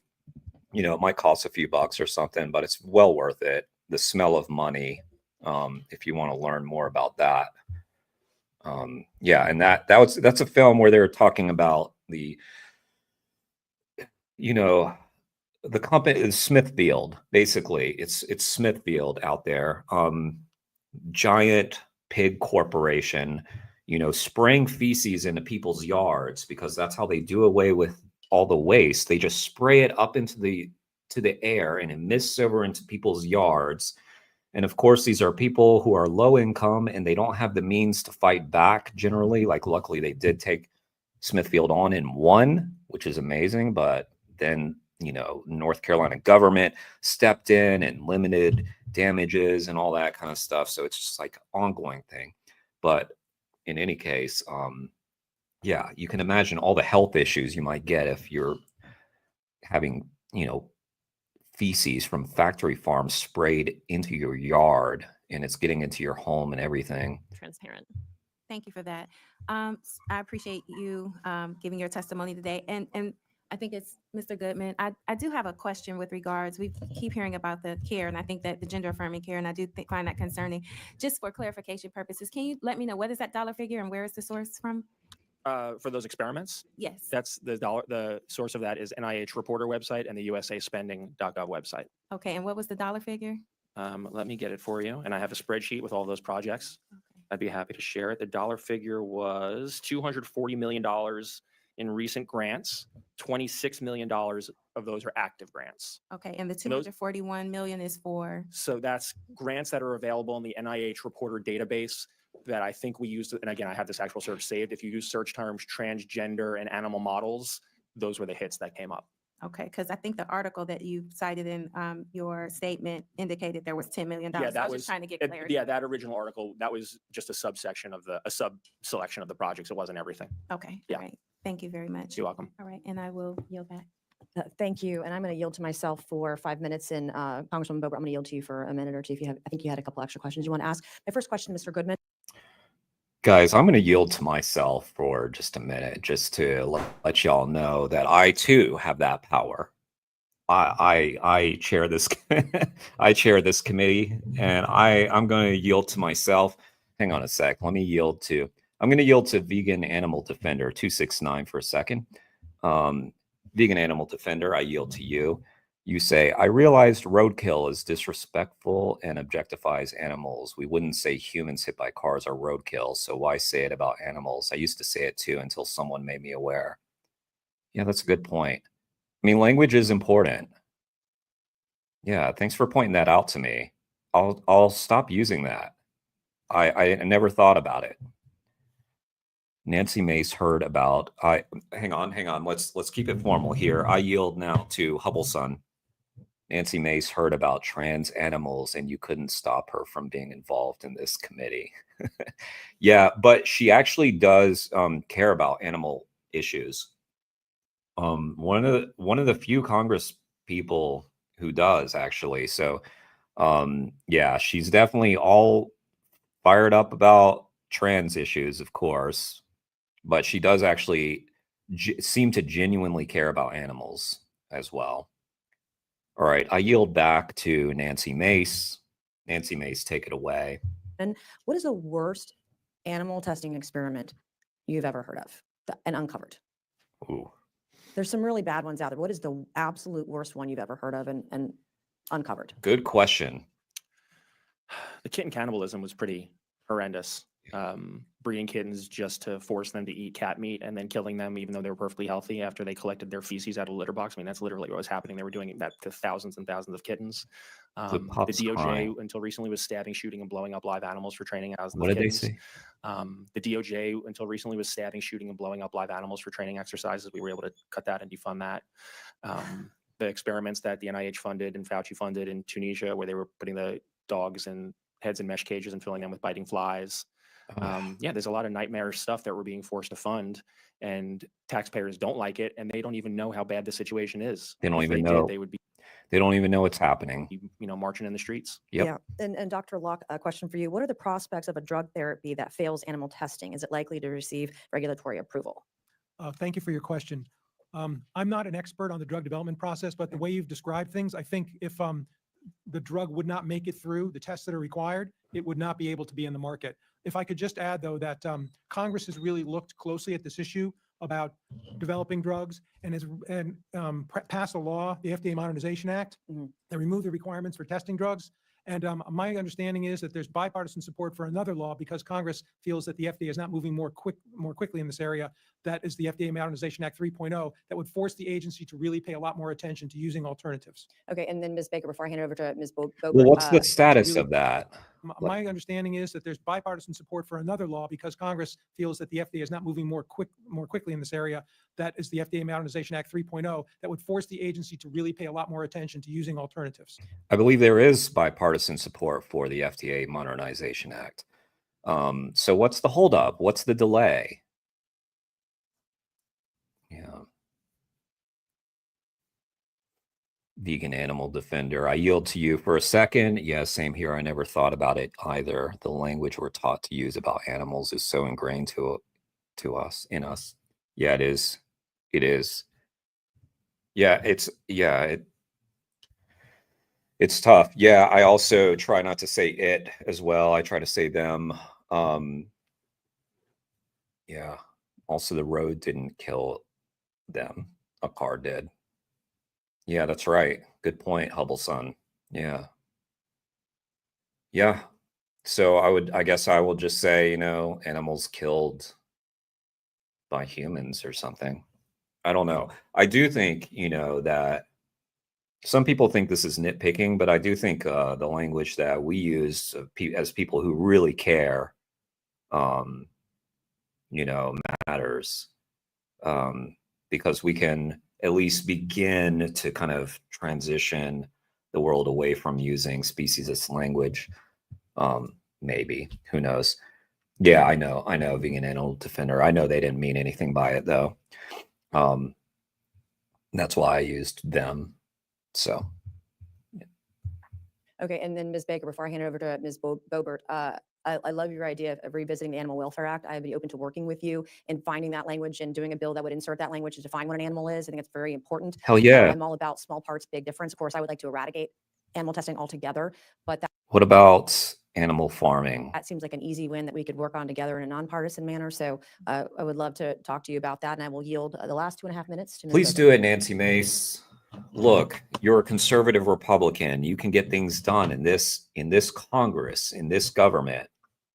That's why white coat waste has been very effective, because they haven't exclusively worked with conservative politicians, but a lot of them. Thank you, Madam Chair. I think the NIH probably should change their acronym to FOD, Faces of Death. This very much sounds like a show that my mother would not let me watch as a child. And, just hearing how egregious this is, there's many more things that I have listed here. Of course, we've heard of the beagles who were in the mesh cages. I don't know if their vocal cords were paralyzed or if they were removed, but they were prevented from barking, correct? Yeah. There was a project that Dr. Fauci funded. Actually, we worked with Chairwoman Mace to expose that they were doing drug testing where they were poisoning puppies with massive doses of drugs, and the laboratory cut there. There was actually a line item in the. Sorry, let me back up. I got Are a big distracted. difference. Of course, I would like to arrive. I think the NIH probably should change their acronym to FOD, Faces of Death. This very much sounds like a show that Yeah, I'm down. my mother would not let me watch as a child. And, Yeah, just right. hearing how egregious this is, there's many more things that I have listed here. Of course, we've heard of the beagles who were in the mesh cages. I don't know if their vocal cords were paralyzed or if Are these politicians just ignorant about farming, slaughterhouses? Because I mean, they like, I don't know if it's theater or if they have selective concern for certain animals, or animal testing is seen as, wasteful, whereas they believe animal farming is a necessary evil or something. Like, what is it? Because they really are talking like animal rights activists right now. And she's talking about how it's a horror show, which it is. I mean, animal testing is a horror show, but farming is also a horror show. Slaughterhouses are also a horror show for animals. they were removed, but they were prevented from barking, correct? Yeah. There was a project that Dr. Fauci funded. Actually, we worked Y'all, with thanks for Chairwoman. joining the stream. If anybody's not subbed, thanks for joining. If you could sub to the channel, it'd help out my channel a lot. And hit that bell notification, hit the like thing. That's what they say, right? Hit the bell, hit the notification. Gotcha. Okay. Well, guys, listen, Hubble Sun is not vegan, and I really want non-vegans in the chat, to join my streams.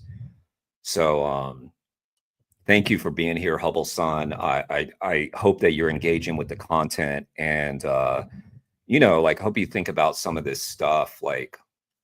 Let's all be kind to each other in here. I know you guys are being kind. I'm not saying you're not, but I'm just saying. There have been times in the past when someone in my stream hasn't been a vegan, and they've been they've been acting very politely, and people have not been polite to them. Yeah, we want animals not to be hurt, Hubble Sun. So I'll just say that. Yeah, I mean, being vegan is really the only way that you can prevent animals from suffering. If you want animals not to suffer, veganism is the way to go, because there's no way to kill someone who doesn't want to die. Even if you found some magical farm that, treated animals kindly for a portion of their life before sending them off to slaughter, trust me, that slaughterhouse is a bloodbath. And there is nothing kind that happens in there. Yeah. Yep. Yeah, lab-grown meat. Plant-based meat is so good, plant-based meat. I mean, I don't even think we need, I know we need it because some people need it to be exactly the same, but the plant-based meats are already there, in my opinion, like our Beyond Burgers, our Impossible Burgers, they're so good. All right, let me continue. Woman Mace to expose that they were doing drug testing where they were poisoning puppies with massive doses of drugs, and the laboratory cut there. There was actually a line item in the contract for a cordectomy. Wow. To cut the vocal cords so the dogs would not bark in the lab. Wow. And so we've heard that. We've heard of electroshock therapy, even to the point where cats had their spinal cords exposed, their back sliced open, and that electroshock therapy was given to test for erectile dysfunction and cognitive issues and so many other things. And so I ended my last round of questioning talking about the implantation of aborted fetal tissues. And you said that universities partner with clinics who are performing these abortions. Now, how does that process work, and who funds that? Are the mothers of these aborted babies giving permission? Do they know it's taking place? Is there taxpayer funding in the crosshairs of that, other than the actual testing itself? See, Lauren Boebert keeps on focusing on the trans stuff, on abortion stuff, because those are the conservative talking points for her. But she does seem to genuinely care about the animals that are being tested upon. Like I call out bullshit if I see it. To me, it seemed like genuine concern for them, which is interesting to me. And I know in all politics, there's an aspect of theater and performance, but it seemed like she does think it's horrible. I think she's just ignoring it when it comes to other animals, and of course, she is just a political creature. I mean, there people go down political rabbit holes, and everything becomes politics for them, and that's what I see in Lauren Boebert. So, you know, she has the right to ask her questions, of course, and you know, if this stuff is happening, obviously. So that's fine. I'm not saying it's not fine for her to ask those questions, but it's just, you know, it starts to get into like right versus left and, you know, culture war stuff, you know, but I'm glad they're talking about animals. That's outside of my wheelhouse. Okay, that again, Madam Chair, I think this is something we should look into. I would love to see just what permissions are granted and given for that. I know that we have some regulatory framework within the Department of Health and Human Services and the Public Health Service Act, and regulations include prohibitions on buying or She selling. absolutely is a hunter, Mary. She absolutely is a hunter. Let me look at the comments back. Hubble's son, I definitely prefer ethical animal husband. There is no such thing as ethical exploitation, and that's the issue, Hubble's son. There's no ethical animal exploitation. Animal husbandry is a euphemism for exploiting someone for their body, and that's the issue with it. So there's no ethical animal husbandry. And husbandry is, again, it's a euphemism. It's a euphemism for, you know, enslaving animals to kill them for food and for money. We just continually push animals out of our ecosystems and drive them to extinction. Well, animal farming is what's doing that. Animal agriculture is like using up, I don't quote me on this figure, but it's something like 3/4 of arable land in America or something. You know, it's like a huge amount. So were we to transition to plant-based, for instance, if the whole world did that, we'd free up a landmass greater than the size of Africa. It's like, this is just incredibly inefficient. So we're raising animals for food. We have to grow a ton of feed for them. We're killing something like 90 to 100 billion land animals every year. And we have to feed and give them water. You know, all of those animals that we created through forcible, you know, means, artificial insemination, if you want to euphemize it again. You know, so we're creating all these animals. We give them all of our resources. We're in a drought in Western United States. We just had like a massive hurricane come through due to the climate catastrophe through the southeastern United States, hit us here in the mountains too. And just like we're just destroying the world. So if we were to transition to plant-based, you know, we would solve a lot of these problems. Obviously not all of the problems, but yeah, the issues that you're talking about are caused by exactly what you're saying you wish we had. Ethical animal husbandry, which by the way would mean more land. You know, because if you're talking about getting rid of factory farms but having like grass-fed animals, those animals require even more land. Yes, it does. In the West, the drought has a lot to do with agriculture. Correct. Like the POM owners taking like 60% of the water. All that water, Hubble, is going to the dairy industry. The dairy industry is what sucks up all the water. I mean, not all the water, obviously, but a huge amount of it is going to the dairy industry. People talk about almonds in California. The dairy industry is massive in California. Animal agriculture in the West, the drought. Yeah. All right, let's hear more. Selling the tissue of valuable consideration, but also, but they allow for compensation for costs associated with the tissue handling. And so I would love to look into that. So not only can we prevent the cruelty in the animals like these beautiful beagles we see here today, but also even our children who are being harmed in this process as well, for whatever reason it may be. But Madam Chair, I would love to continue to work with you on this and hold Dr. Fauci, the NIH, NIAID, and everyone else accountable for this wasteful spending, and I yield. Thank you. I mean, it sounds like she's more out for retribution, which by all means, but can we just solve the problem rather than going after your political enemies, Lauren Boebert? I mean, I realize that this administration is going to spend a lot of resources, time, energy going after, investigating, attacking their political enemies, which is going to be a huge waste of time. But whatever. I'd now like to yield 5 minutes to Mr. McGuire.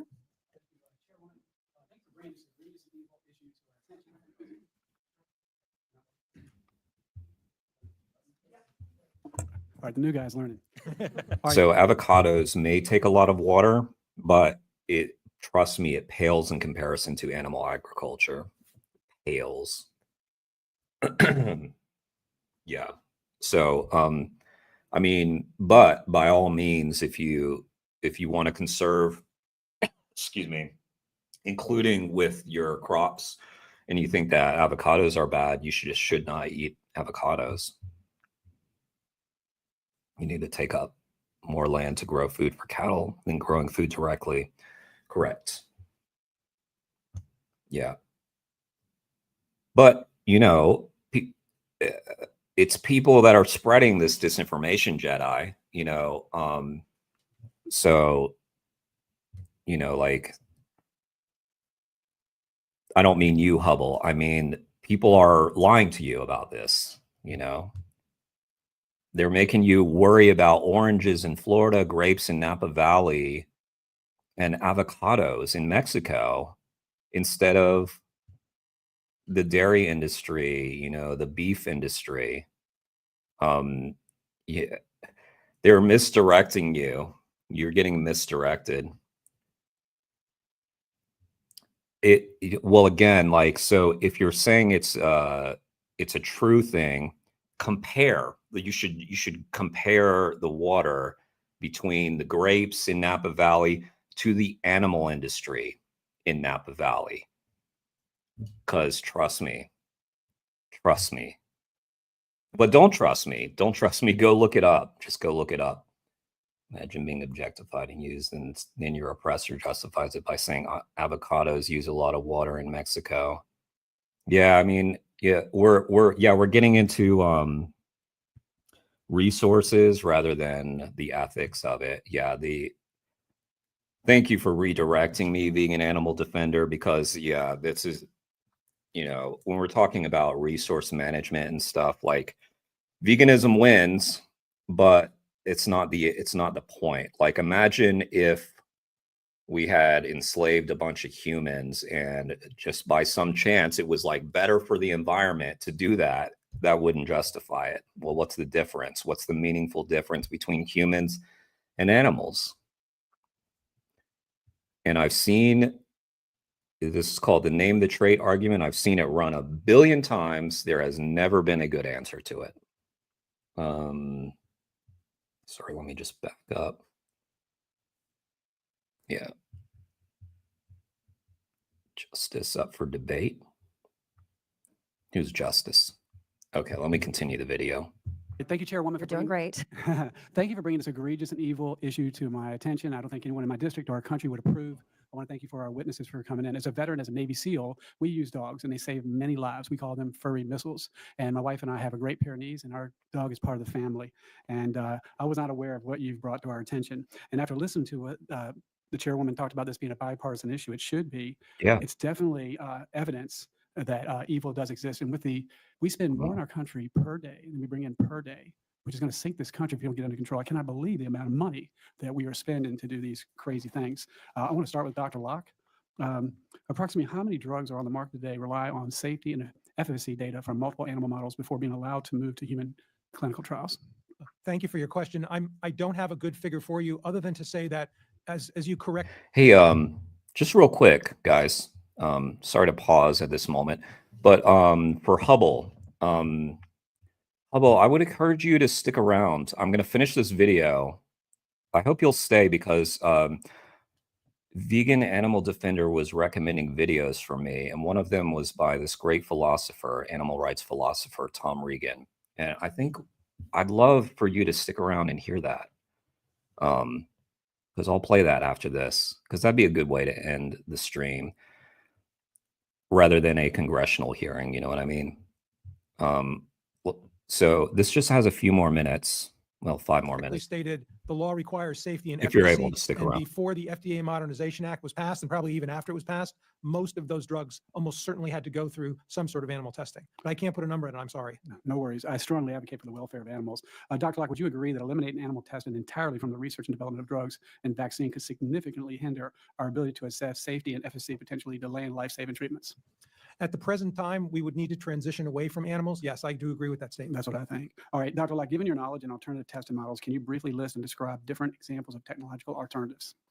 Yes, thank you for your question. One of the ones I mentioned in my testimony are these things called organs on a chip, which are just like what they sound like. They're small engineered devices, and they mimic the organs that we have in our body. So there's a lung on a chip, there's a heart on a chip, there's a liver on a chip, and those. Hey, Hubble. You're talking about people who treat their animals well, but they're using them for money, and they send them to a slaughterhouse. That's not a really nice way to treat someone. I understand what you're saying, that they're not sadistically, well, again, like, first of all, like, you see what they show you, right? So they're not showing you everything that they do to the animals, of course. There are parts of the process they probably don't want you to see. But even if they treated the animals kindly during their lives, then wouldn't it be even a bigger betrayal of them? Like, these animals would then have come to trust them, right? Like, we were reacting to Tash Peterson debating this farmer, and he said to her, if I abuse my animals, then why is it that I can walk out into my yard and call the animals by their names and they come running up to me? Now, this guy was sadistic, okay? He was actually sadistic, this guy. But let's just say he did have that situation with his animals and they came running up to him. Then it's almost like they see him like a paternal person, like a friend, a family member. And then one day, that person that they trust puts them onto a truck and drives them to a slaughterhouse to have their throat slit. How fucked up is that? Like, that is just unacceptable, completely unacceptable. And we cannot justify this. Like, we have to move past this. It is unacceptable. Hubble, I would also recommend for you this film, Dominion. I don't know if you've engaged with a lot of content. Dominion documentary on YouTube. It's on YouTube. Or actually in Earthlings. Okay, you've seen it and you still support this. I don't understand. Like, how can you watch that and then be like, okay with this? I've met people that have had that take. So actually, I'm going to release an interview tomorrow, Hubble, with Colin Hines. I'm going to put it. So Colin is a guy who, his brother is Chris Hines, and Chris is a really great animal rights activist out of the UK. And he decided, you know, his brother, who he's close to, he took him onto a farm, a pig farm, with the YouTube channel Mel and Steve, those great activists, Mel and Steve. And so I was talking to Colin about that experience, and he's now gone vegan. Well, interestingly, we were talking about how he had actually seen Dominion prior to going on the farm. So he had seen it, and also it didn't it saddened him, he said, but it didn't change him. And so I tried to like kind of understand the psychology, and essentially what he was saying was, you know, like there was just something about if it's on the screen that you can like kind of push it away, you know. So like, what's the other side, Hubble? The other side is a slaughterhouse. All the animals go to a slaughterhouse, you know. It's not okay. It is not okay. Animals like have their own lives to live. We are not some master race. Like, it's disgusting. This like bigotry is disgusting, you know? Like, we don't have the right. We should not have that right, you know? So anyway, we'll watch we'll finish this video. By the way, I'm not attacking you, Hubble. I'm just trying to be direct and clear. I'm really glad you're engaging. So I hope you don't feel attacked or anything. I'm just trying to get through to you, honestly, because that's what I wish someone would have done to me. If what I was saying was something that you were saying back in the day, I would have wanted someone honestly to grab me by the arms and shake me. Yeah, because this is not okay. What we do to animals, in no shape or form is it okay. And somehow that point needs to get across. There is no other side, okay? There's one side. It's exploitation, you know? But anyway, I appreciate you being here. So we'll finish the video and then we'll watch Regan. Don't have exactly the same the same functions that our organs do, but they have enough so that you can make good decisions based on the biology that you learn from those. In many cases, you can actually put human cells in there. You're putting human cells in there to study chemicals. And you can also begin to link these together to get a whole body on a chip. Another area where we've had a lot of advances in developing these things called organoids. So organoids are groups of cells from, let's say, a brain or a liver or a heart. That sweet pup. You know, like that sweetie sitting there in a congressional hearing about animal cruelty, historic thing happening, and that little sweet pup is there. And you put them in a dish and they actually organize themselves into something that looks like a human organ, but it's not exactly the same. But again, it has enough function so you can study it and you can expose it to chemicals and you can expose it to other things so that you might know what it is going to impact it. The important thing to remember about these two is that in terms of cost effectiveness, you can put these in a well plate and you can do many, many studies at the same time. Unlike with animals where you have a very, very slow throughput, these you have either a medium or a high throughput. So those are two examples that I'm most familiar with. Our other witnesses have mentioned AI, computational models. That's another very, very powerful one. But we have all these unbelievable techniques now where we can actually use these for personalized medicine. So I think everyone here has a medical school in their district or token beagles. Yeah. they are props a little bit for this hearing, but at least for a good cause, right? A university in their district that does this. But for example, if I was suffering from a disease and there were two options for treatment for that disease, and one was, let's say, a chemical and the other was a radiation treatment, you could actually take cells from my body and you could regress those cells to stem cells, then make them organ cells. I apologize, I'm running out of time. I have another question. I wish I had a list of the egregious things that my colleague Lauren Boebert listed. I couldn't believe half of or any of them. But I heard them mention kitten cannibalism, which is unbelievable. Is that true? And if so, where did it happen? When did it happen? What did they think they were going to achieve? This guy wasn't paying great attention because he mentioned it twice. I don't have any information on that question. I'm sorry. Oh, not him. It was Goodman. Yeah. My organization exposed that in 2018. The USDA's Agricultural Research Service, ARS, in Beltsville had a lab where they were breeding hundreds of kittens every year and doing feeding experiments with them, including going to wet markets in China and Brazil and other places, buying dog and cat meat, bringing it back to the United States and force feeding that meat to kittens for studies looking at the prevalence of toxoplasmosis in dog and cat meat in wet markets abroad. Proof that evil does exist. Thank you, Chairwoman, for bringing this to our attention. Damn.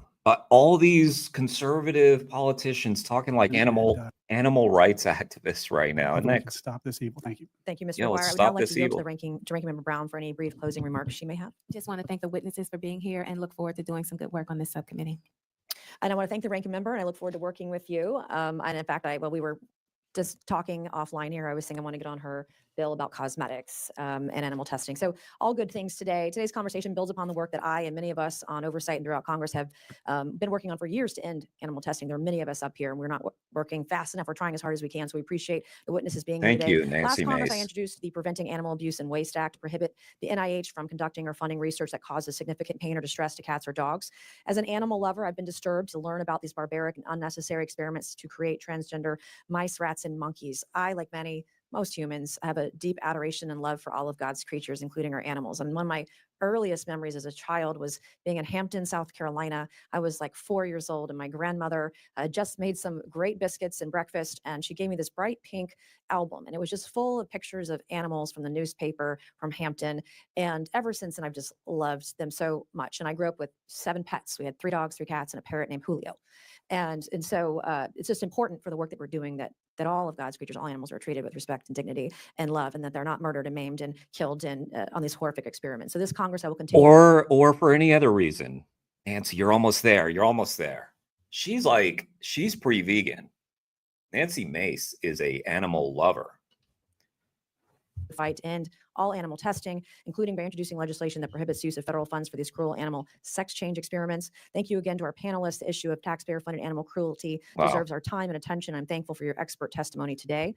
That was incredible. I didn't hear any, other than the kind of political, posturing. Obviously, they were doing the culture war stuff. We're sort of obliquely trying to attack the idea of, recognizing trans people, yeah. And then Lauren Boebert really got hyper focused on abortion for a second, but I didn't hear much bullshit in that. To go through a congressional hearing and not hear a lot of bullshit, damn. That's that video, guys. Go give it a heart. But stay here, but give it a heart. Because we're going to watch Tom. Let me see. You had mentioned, let me scroll back up. This was Vegan Animal Defender. You linked a lot, or told me the names of a lot. And one was Tom Regan. Okay, let's do Tom Regan's speech, 1988, The Animal's Voice. Let's look for that. This is going to be beautiful. Tom Regan, such a great speaker. What was it again? Sorry. Tom Regan speech 1980. Okay, okay. Video quality not great. Not shocking from a video from 1988. Okay. Share this tab. It's 30 minutes. Let's see. Oh, look, labs.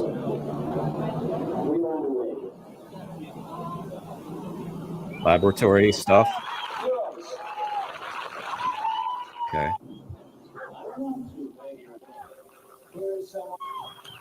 On April 24th, 1988, an animal rights rally was held in front of the Federal Building in Westwood Village, Los Angeles.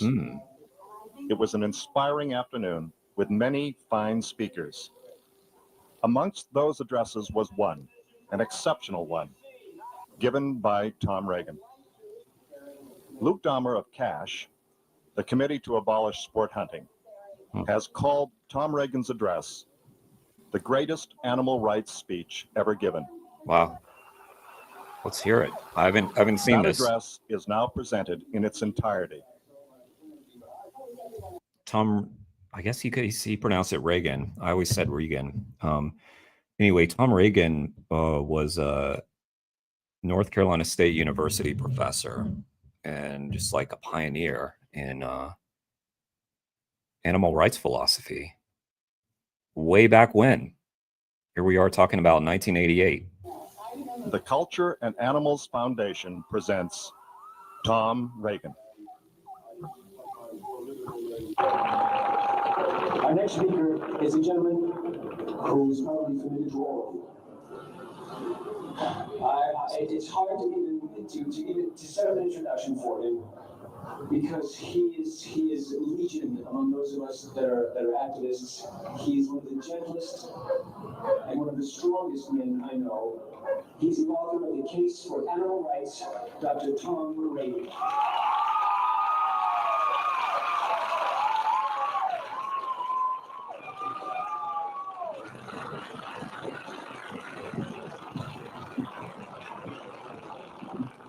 We're gathered here today to declare war on vivisection. Fuck yeah. But you know what? This was 1988, and here we are, 2025, still discussing it. Reform this great evil, but to abolish it completely. It is not bigger cages that we want, but empty cages. And anything less than total victory will not satisfy us. Yeah, Hubble. It's not bigger cages we want, it's empty cages. That was a great quote. Not ethical farming or husbandry, as you called it.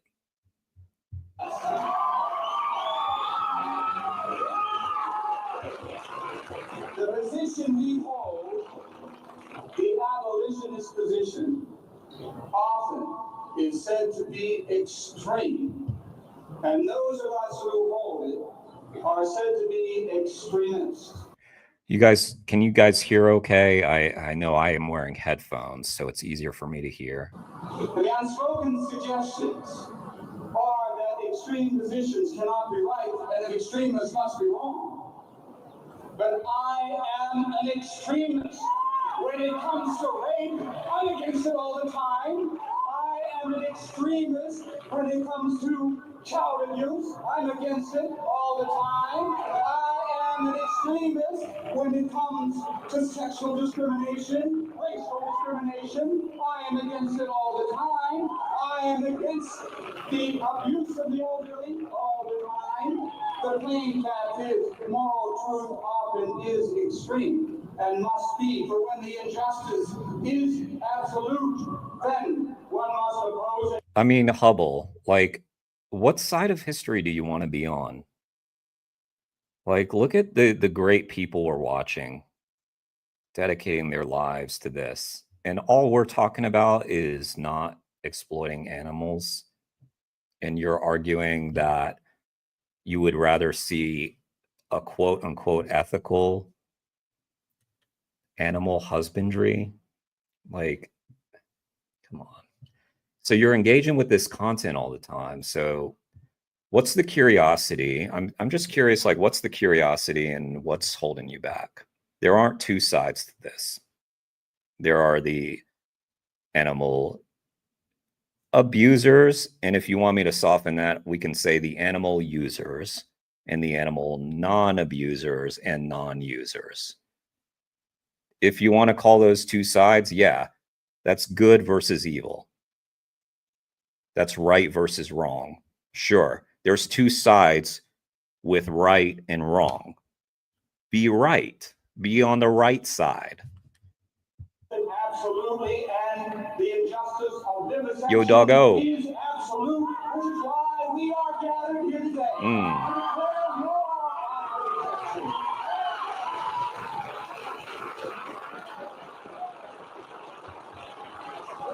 Interesting. Felix says Tom Reagan worked as a butcher at one point in his life. If he can change, anyone can. Yeah. Yep.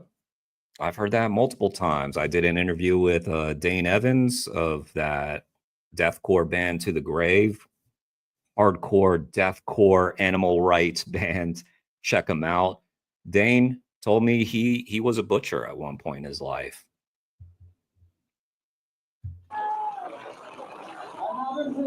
Another thing we are said to be, those of us who are abolitionists, is emotional. I mean, shame. We actually have feelings. Like, don't dare love someone. Don't dare sympathize with somebody. Don't dare. Care about another's hurt or loss. Don't dare feel. Care about animals? Go to jail. Save animals? Go to prison. Wrong. Wrong to save animals. That's the world we live in. By the way, y'all, weather just picked up a lot where I'm at, and apparently I'm under a tornado warning. So just if y'all see me lose the stream, I might lose power. And if you see me start swirling around, that means I'm in a tornado. Okay. Anger or rage because others are the victims of injustice. I mean, grow up. Move over, Mr. Spock. All this, of course, is utter nonsense. A life without feelings and emotions is the empty shell of human life. Not even life at all. Of course, we know this. Even the apologists for vivisection know this. I mean, I've seen some of them get mighty heated up. Thank you, Felix. I think I'll be okay, but I just wanted y'all to know if I start spinning in circles, you might want to call someone and say, yeah, you're going to have to go find that Jeremy guy. Red of face, swollen of tongue, epileptic of complexion, cardiac of heart, streaming of voice, thumping fist, wide of eye, an end of hair, and wet of pants, angry.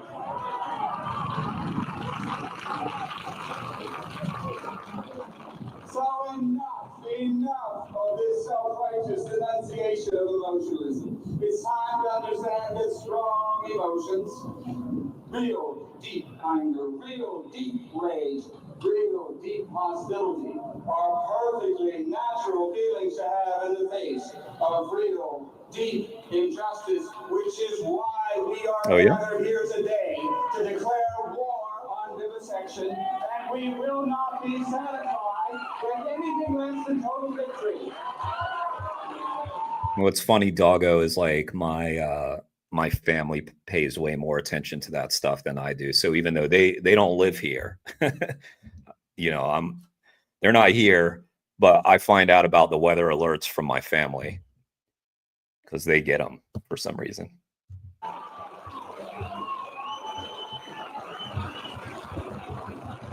Another thing we're said to be those of us who are abolitionists is ignorant. I mean, we don't know nothing. Ask us about DNA, we think you're referring to some national rifle lobby group. B12, that's a number what is called in bingo. Tom Reagan being a little sassy, isn't he? In vivo research, that's something funny those Italians are doing to get their wine to taste as good as made in America.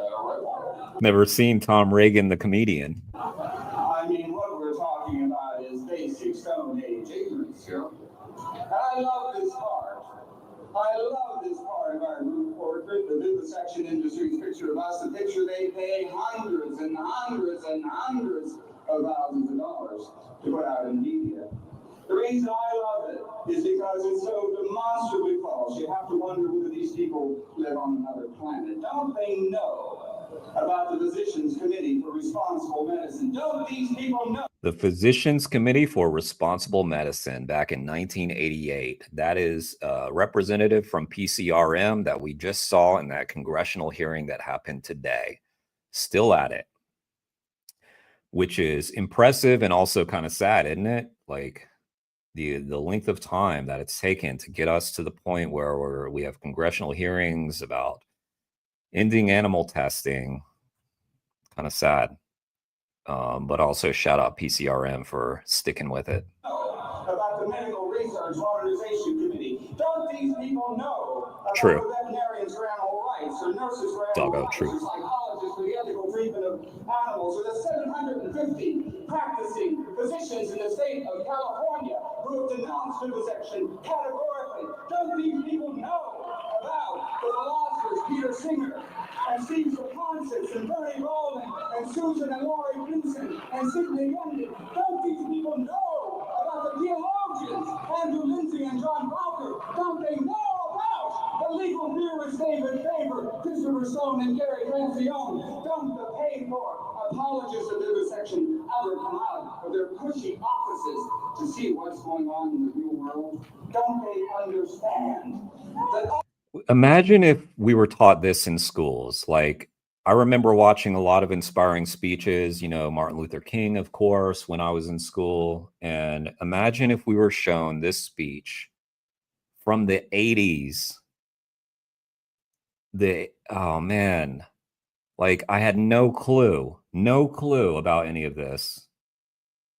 This should be celebrated, you know, this should be taught. Man, our society drops the ball so badly, doesn't it? All the people and all the groups I've mentioned, representing the best, the most gifted, the most informed minds of our generation, are speaking out against vivisection, which is why we're gathered here today to declare war on vivisection. We won't be satisfied with anything less than total victory. And the boldness too, like he's not holding back. He's like, we're here to declare war on vivisection. Like, you know, this was still before the government started really cracking down, I suppose. But I mean, I feel like some people would even be timid to use language like that.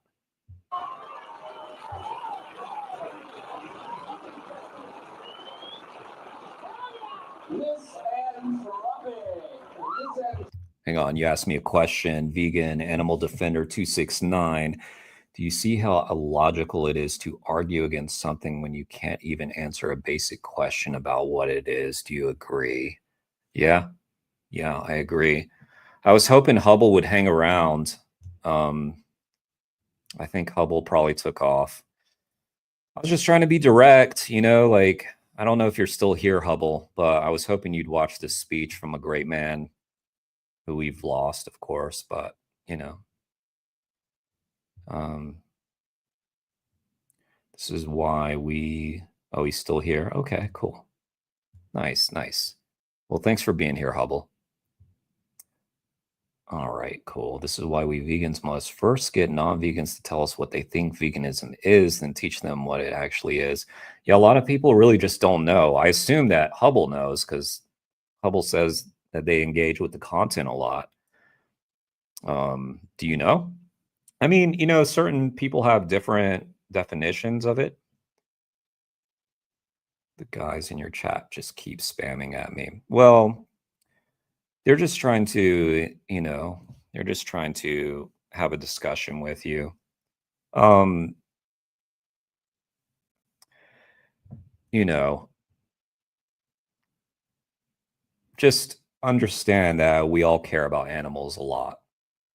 But I hope that you're paying attention to the speech, if anything, because this is just, like I said, it's just so sad that this isn't taught in schools and shown to us. Like, here I am, 40 years old, seeing this speech for the first time. Even me, like, I should have seen this long ago, huh? I mean, I've seen some Tom Reagan content and stuff. I've seen his debates and things, and he's a great speaker, but... That's another thing was said to me. That's $100 word that means we don't like anybody. Not our mothers or fathers, not our husbands. And sorry to keep interrupting, but Hubble, I'm also seeing them asking you questions. I understand it's hard when you've got like a bunch of questions coming at you. But they may be pointed questions, but it does look to me like people just asking you questions and stuff. I don't think anybody's upset. I don't think so anyway. You know, we talk to non-vegans all the time. I don't think anybody's getting upset. And, you know, if people get upset, what can you do? Our wives, not our sons or daughters, not our friends or lovers, not even Mother Teresa or Bishop Tutu. What we love are Lassie and Bentley. Animals and only animals, which is why we want to solve research on animals, according to the medical industrial complex. According to them, nothing would please us more than to have more and more human beings suffer, more and more human beings die. What do you say, Marcus is on? Let's party at Forest Lawn. Who are these people? Who are these people who think they can get away with misrepresenting the truth? Don't these people know about Tom and Bessie Gibbs? Nancy committed in her professional life to working and helping with the elderly. Tom, a medical doctor, helping people of all ages. Don't they know about Dr. Bob Greenberg, a pediatrician who works to keep young children healthy? Don't they know about David and Courtney Almond? David, a school principal, Courtney, a public school teacher. Don't they know about Shelley Shapiro, who works in the emergency room of a major hospital and who does volunteer work counseling rape victims? Don't they know about Marley Cornell, who has taken her own experience with her spina bifida daughter, Cody, and used this as a vehicle for helping other parents whose children are physically or mentally disadvantaged? These are the people. The Tom, the Betsy Gibbses, the Dean and the Courtney Almonds, the Shelley Shapiros, and the Marley Cornell. These are the people who are the real heart and the soul of our animal rights movement. People who stand as a part of and not apart from the human rights movement. People who work to promote good and eliminate evil wherever it raises its ugly head, which is why. I've seen it in an interview before that Tom has given where he's just shouting out like all the everyday people, kind of like he's doing now, who are part of the animal rights movement that you don't know about. People doing their part in their lives, going to work and then doing what they can do for the animals in their way, you know, whatever that may be. And he likened them to like soldiers in a movement, you know, like they're the soldiers, the foot soldiers, you know, just the everyday, like your grandma, maybe, you know, could be your grandma, you know, your sister, whoever. We are gathered here today, you and I, to declare war and vivisection, and we will not be satisfied until we've gotten every animal out of every. Sorry, Hubble's son, as I understand it, it's a philosophy that is against any exploitation of animals for human use, be it food products. Correct. Yeah, for any purpose. Right. You got it. I mean, some people have their differing philosophies. I mean, sorry, differing definitions. But they all are pretty much that.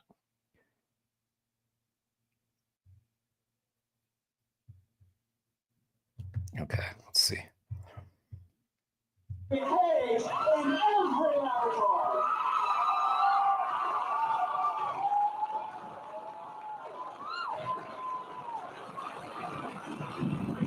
Of course, what's really ironic is how accurately the medical industrial complex describes itself in efforts to describe its critics. Consider the charge of ignorance.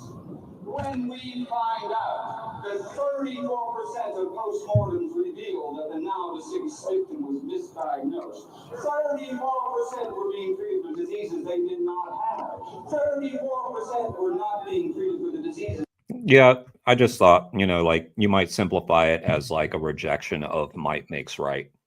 You know, just because we can do something doesn't mean we should do it. Just because we can enslave and exploit animals and kill them for food doesn't mean we should do it.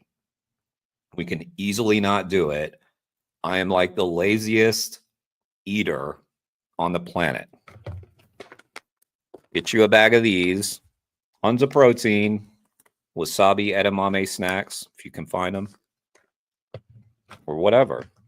There's so many options in the grocery store. These are so good, by the way.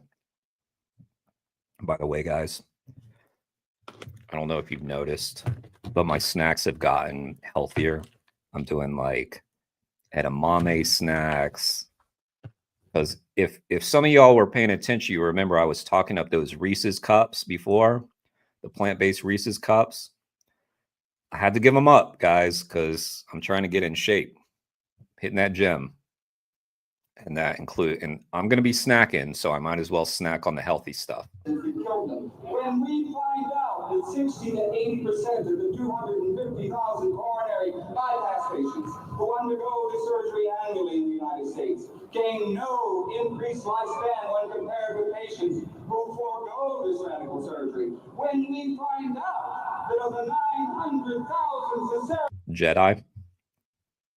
Yeah, I do. Because I went to the store today and bought the whole shelf.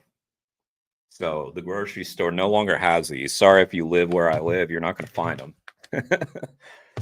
Because I hate having to keep going to the store. So yeah, I bought a shit ton of those things. It's pretty damn endless. But I'll probably be at the store tomorrow because I ate through them all. deliveries performed in 1986.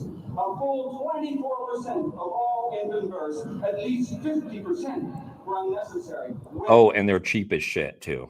Cheap as hell. We find out that of 120,000 pacemakers implanted during that same year, more than 50% were not medically indicated. When we learn all this, and there is much, much more to learn, when we find this out, even the most trusting among us must begin to wonder where the charge of ignorance.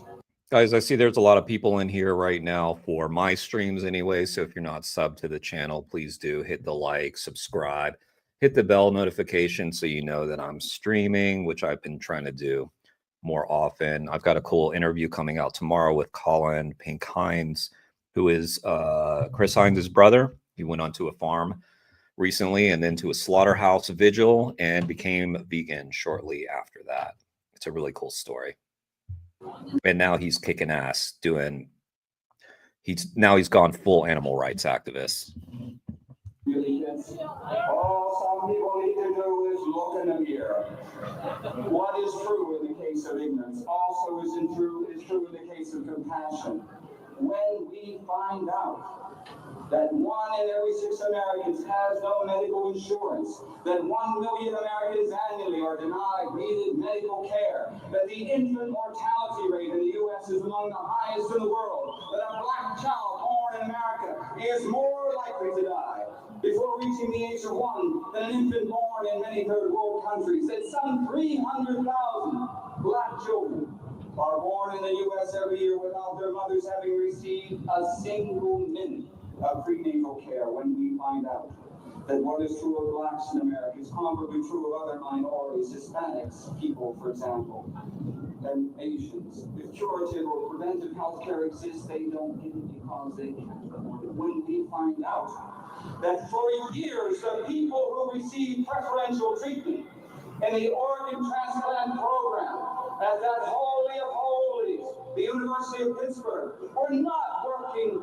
class people from the steel mills, not working class people from the mines, but potentates from the Middle East who donated hundreds and hundreds and hundreds of thousands to medical school. When we find out that there are almost 1 million elderly people who have incomes of less than $5,500 a year, 2/3 of whom do not qualify for Medicaid. When we find out that 7 in every 10 elderly who live alone face total impoverishment only after 13 weeks in a nursing home.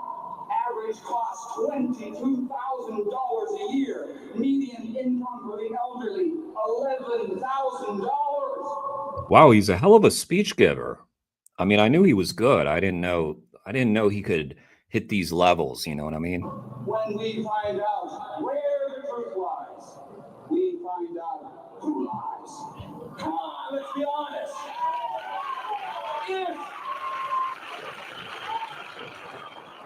If the medical industrial complex really was as compassionate as they want us to believe they are, it would be out front leading. Yeah, that's right, Jedi. Yeah, he went on Mel and Steve's channel, and they, along with Calvin Trasker, Chris Hines, Mel and Steve, and Colin, all went on to this pig farm. And they did great. So you can already go watch it. You can already go watch that, which of course I'll link to. But we talked about it. But yeah, that's on Mel and Steve's channel. Leading a crusade to make essential health care available to everyone. But they are not out front leading the parade. They are not even Really, in Jedi? the Didn't know The that. last thing the medical industrial Dexter complex King. wants is something other than a profit-driven industry.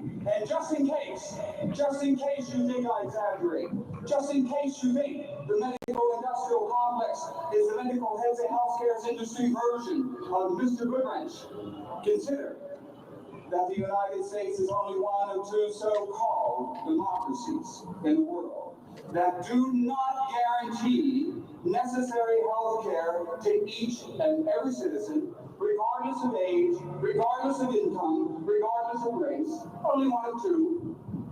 The other democracy, in case you haven't already guessed, is South Africa.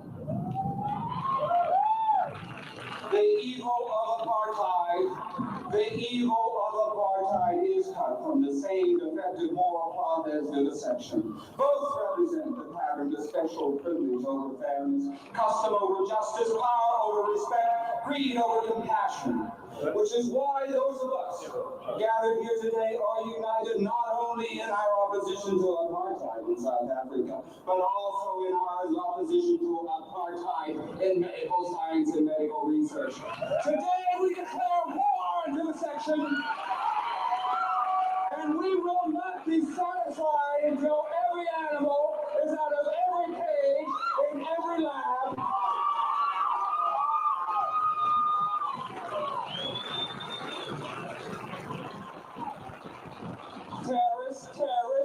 Terrorist. That's the new buzzword the medical industrial complex uses to describe animal rights advocates. We're no longer little old ladies in tennis shoes. Today we're young thugs in face masks, armed with torches and cans of spray paint, out for a clockwork orange evening of fun and games. You've got to hand it to the vivisection industry's PR people. They certainly know how to work an image to their advantage. Problem is, the image doesn't correspond to reality. The basic philosophy of Tom Reagan passed away in 2017. Just FYI. Yep. the animal rights movement is learn, baby, learn! Not burn, baby, burn. Learn the truth about how your tax dollars are spent. Learn the truth about the calluses and lack of compassion that so much characterize the medical industrial complex. Learn the truth about how ignorance and greed find a happy home in the medical community. Learn the truth about how animals are treated in laboratories, what they're doing there to begin with, and why the public health is not being served by this science of death. Learn, not burn, is the real philosophy of our movement. And one part of this learning, an important part, involves the other side of the coin of violence, the side that does not get reported, the side where people in the movement are on the receiving end. People like Jane Tufton from Pennsylvania, who finds dead animals in her mailbox and on her front steps because of her queer views about animal rights. People like Judy Barrett's husband. Wow, people like putting dead animals in her mailbox because she's a passionate animal rights activist. Nice people. In Indiana, whose car windshield was smashed by neighbors who didn't like his ideas about respect for sentient life. People like Hope Sawyer, who has been told many times by people who disagree with her views about animals, and this a woman in her late 70s. We could touch a match to your place. Then what would you do? People like you and I, who are not strangers to threatening mail or phone calls at all hours of the day. Violence is more than a trash grab. The difference is our side of the story, the side where we are on the receiving end, doesn't get told. It should, it would, and it will, because people, responsible people in the media are beginning to understand that something profoundly important is happening. There is a great awakening occurring. The animal rights movement has seized the initiative, and is gaining momentum. Our time has come. We're declaring war on vivisection, and we will not stop until we have every animal out of every cage in every laboratory. This call to arms, this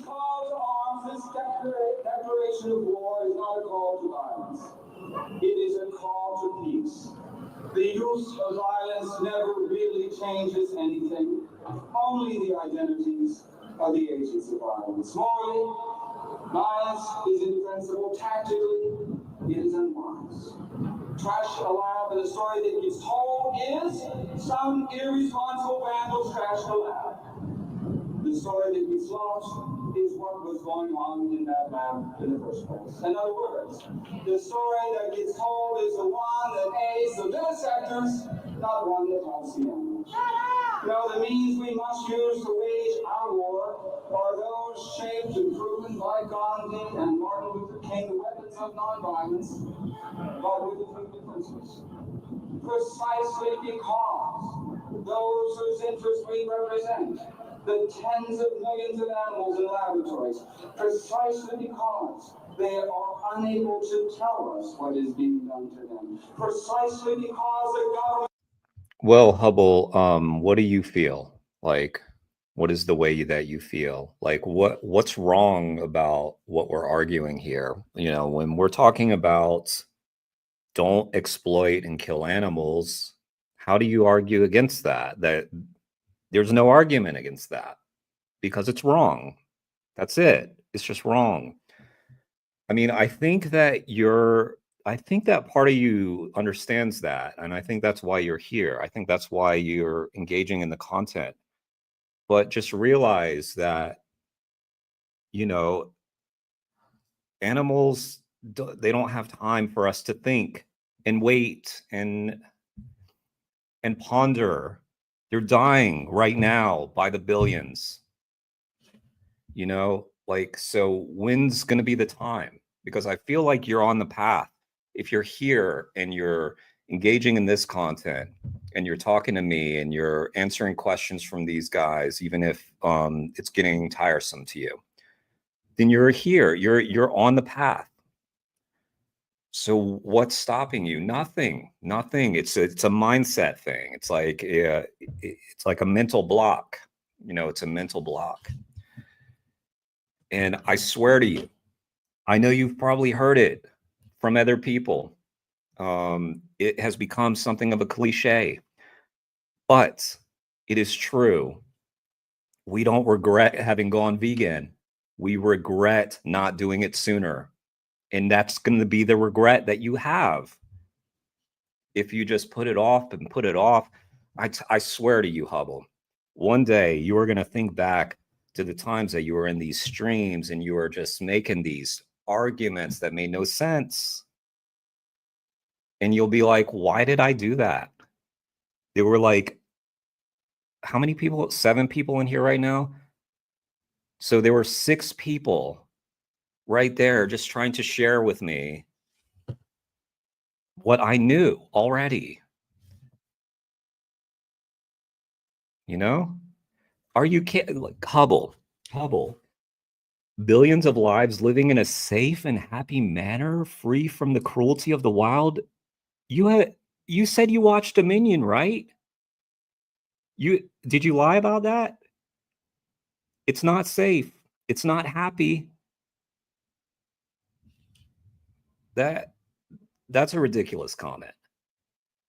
Hubble, that is a ridiculous comment. You have to admit that. Billions, look, I assume that you're talking about factory farms now. So the billions of animals you're talking about are in factory farms. These magical farms that you're telling us exist near you, where they love the animals, that's like 1% of the animals. Okay, 1%. At most, like 3% of the animals, okay? Hubble, come on. Like, do you see why people are getting frustrated? Because you're here, you're listening to Tom Reagan give this like beautiful speech. I mean, I don't understand. Like, I try to be like as compassionate as I can be, but I just put myself in your shoes back to when I was the person. Who cares what a goat farmer in the Scablands is going to do? We care about what you're doing. We're not in the Scablands, whatever the hell that is. We're not there. We're talking to you. You're on a computer right now. You're engaging on YouTube. You can be vegan. Forget the farmer. Forget the goat farmer. That's not you. We're not talking to the goat farmer. And the goat farmer can go fuck himself because he's exploiting goats. All right? I mean, I don't care what the slave owner does. He finds a new job. Okay? Fuck the slave owner. Inspection mechanisms for assuring compliance with the law. I care about the animals that he's exploiting, not the farmer. The victims of his choices are who I care about, not the goat farmer. Okay? But we realize it's a harder stretch for some people, but it's not a harder stretch for you, Hubble. That's the point. Time and time again to be inadequate. It has been necessary for some in our movement to enter some. Hubble, the way that we make animals is we force ourselves onto them, artificially inseminate them, rape them. Okay? So you're looking at this from the wrong angle. It's not, would the animal, I feel like we have to answer these same questions every single day, every day. And you're telling me that you've come in these, like, engage with this content. So you've never seen someone make this argument before that, what if they just didn't exist? Not all farmers do what? They all kill the animals. What did I say that the farmers don't do? They all exploit the animals. All of it is unethical, Hubble. I think you're, yes, they do, Hubble. They have to get the animals at a, I don't think you're being sincere, Hubble. Like, are you trolling? Like, what is it?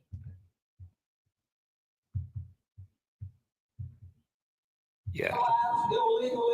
I mean, there's like, the waste and evil of vivisection done in the name of science. there's just right and wrong, Hubble, and you're wrong. Like, I don't know how else to tell you. I hope that it gets through to you at some point, but I can see that you're just blocking out facts. You're just blocking out everything. So I don't really know what to say to you. It's very frustrating, though, that you're like making excuses for animal exploitation. And like we're asking you just questions. Like, what can you just answer me, like, why you came to this channel? Like, what was the curiosity? Because I'm trying to put myself in your shoes. Like, okay, we're talking about animal cruelty, we're talking about all this stuff. So, like, if I was attracted to that content, why would I go there and have a closed mind? I don't understand that.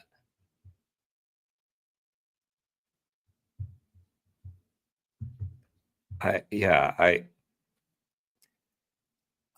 hope I was never this guy.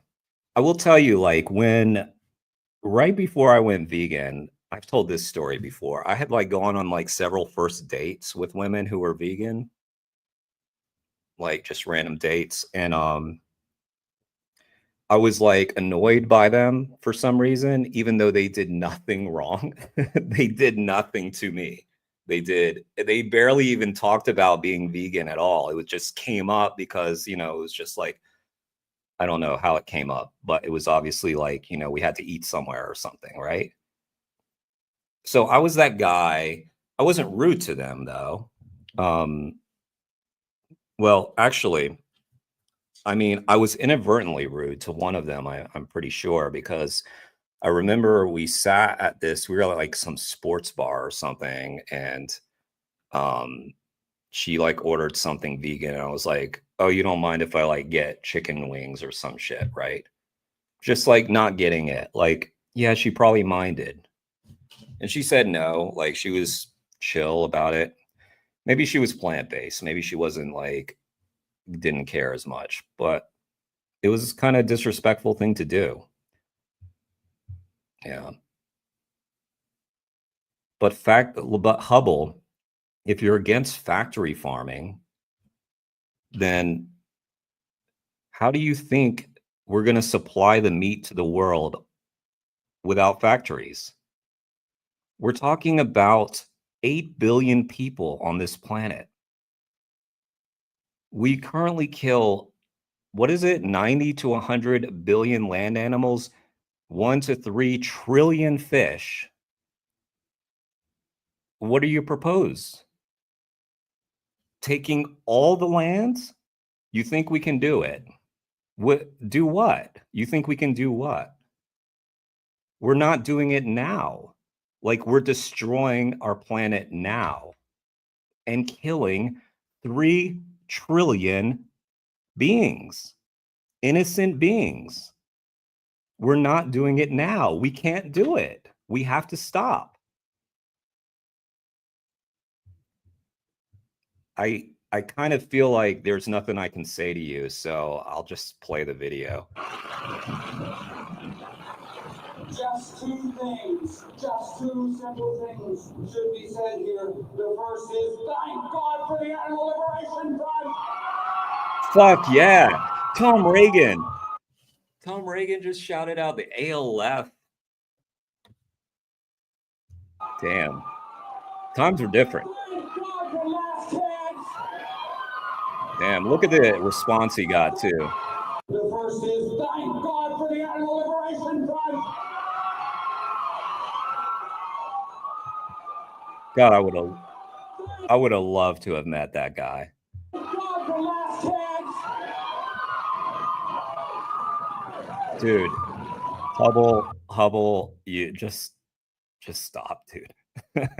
Everything dies. That's your argument for enslaving, torturing, maiming, exploiting. Everything dies. Okay. Just stop, Hubble. Come on. I know you know better than that. Thank God for vandalism.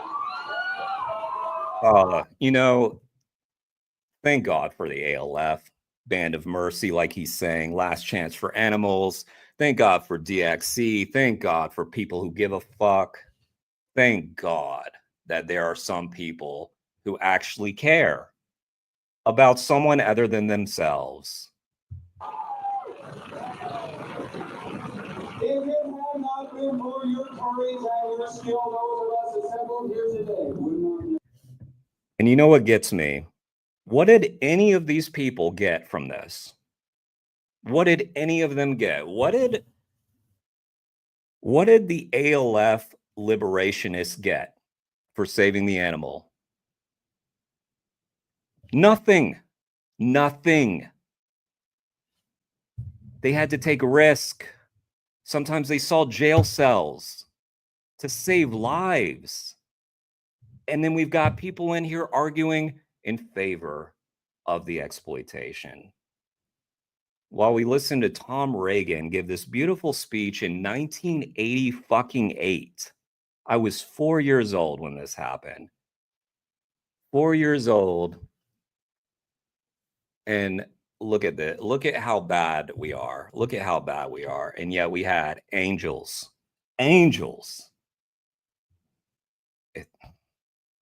So sad. So sad.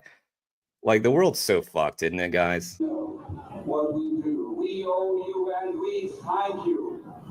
Secondly, illegally obtained exposés of laboratory atrocities. And by the way, some of my friends, I know, some of my friends would say, oh, it doesn't, we shouldn't really be focused on whether an individual goes vegan or not. It doesn't matter. We're trying to do systemic. Fuck that. Fuck that. Sorry. it matters. Take personal responsibility.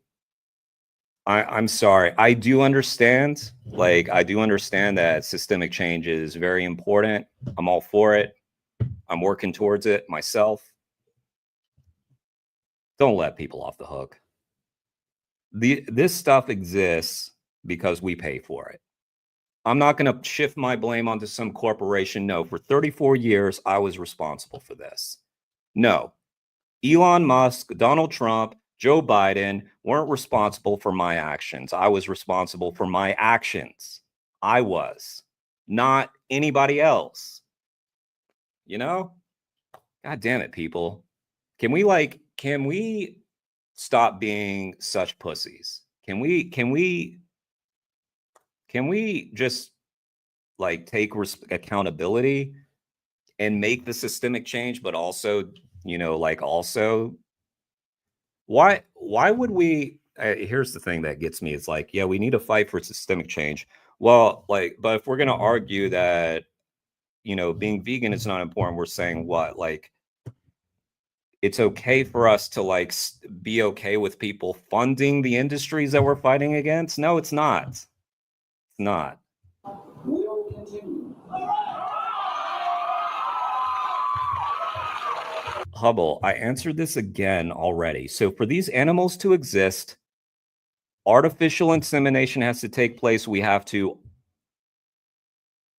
violate someone. Someone is getting violated. God damn it. You don't listen is kind of the problem.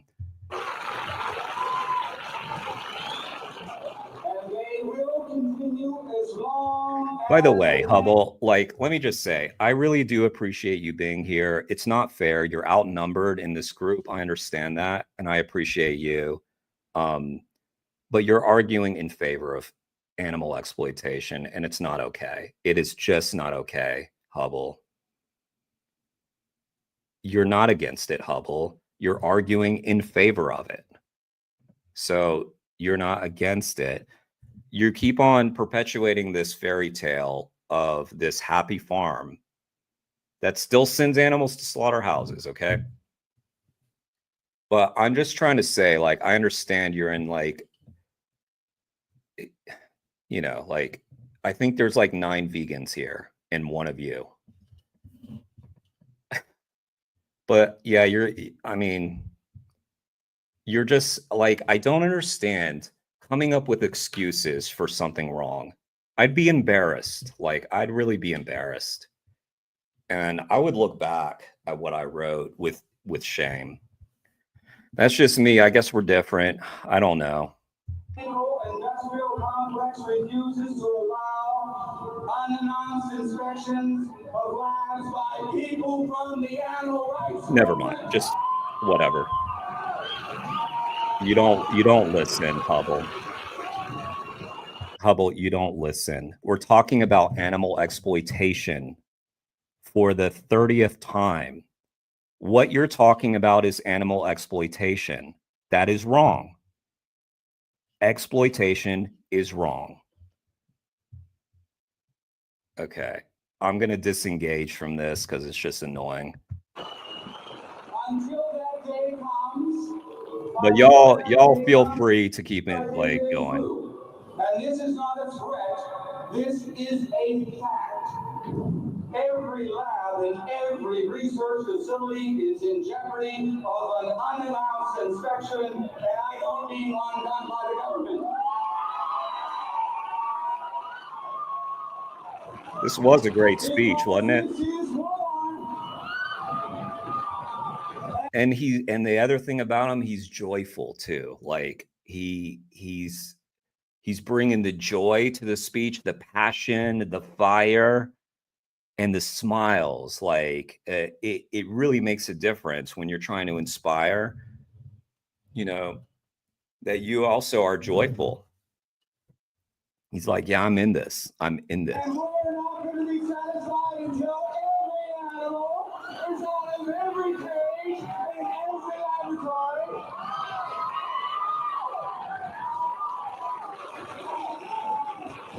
Some may say that for too much when we ask for an open door policy concerning lab inspections.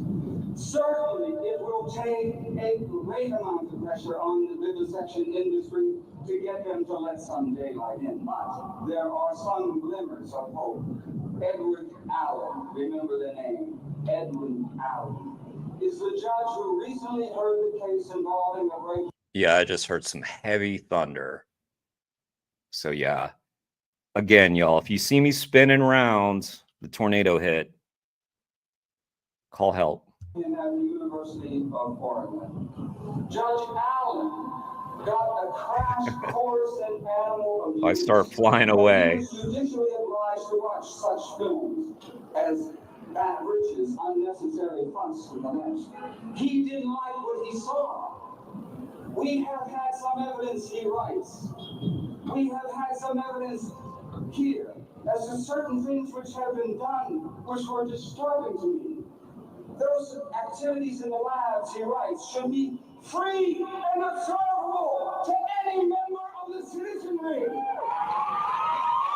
It would, he writes, Judge Allen writes, it would be highly appropriate to have these facilities open to the public. Open to the public. Right on, Judge Allen. That's what I say. Help us get our message out. Learn, baby, learn, learn, now learn, baby, learn. Know this. There is room in our army for more than the Judge Allens. Anyone? I'm just going to put your comment up on the screen, Hubble, just so that people can see what we've been dealing with. Since some people probably aren't looking at the chat, it's just it's just like, I don't even know what to say. Like, I wouldn't have been this. I would not have been this person. Sorry, I don't mean to just like, that's just such, it's just so speciesist. It's so supremacist. I mean, what, like, why say what you're saying? It's just so, it's gross, dude. It's gross. What are you talking about? I cannot imagine being you. I cannot imagine being someone who talks like that. I would really think, I'd like to hope, God, I really like to hope that I would never have said something like that back in my day of doing what you're doing. But I just don't think I had not come across anything like even remotely related to animal rights. So I was just completely ignorant. It's not a great excuse because you're eating animals, so it's like there in front of you. But that's just wildly supremacist and like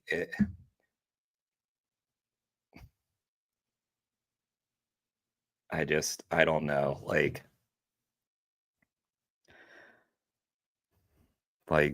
so you know where that logic leads. Do I even need to say it? You're just saying like it's fine to shoot someone in the back of the head?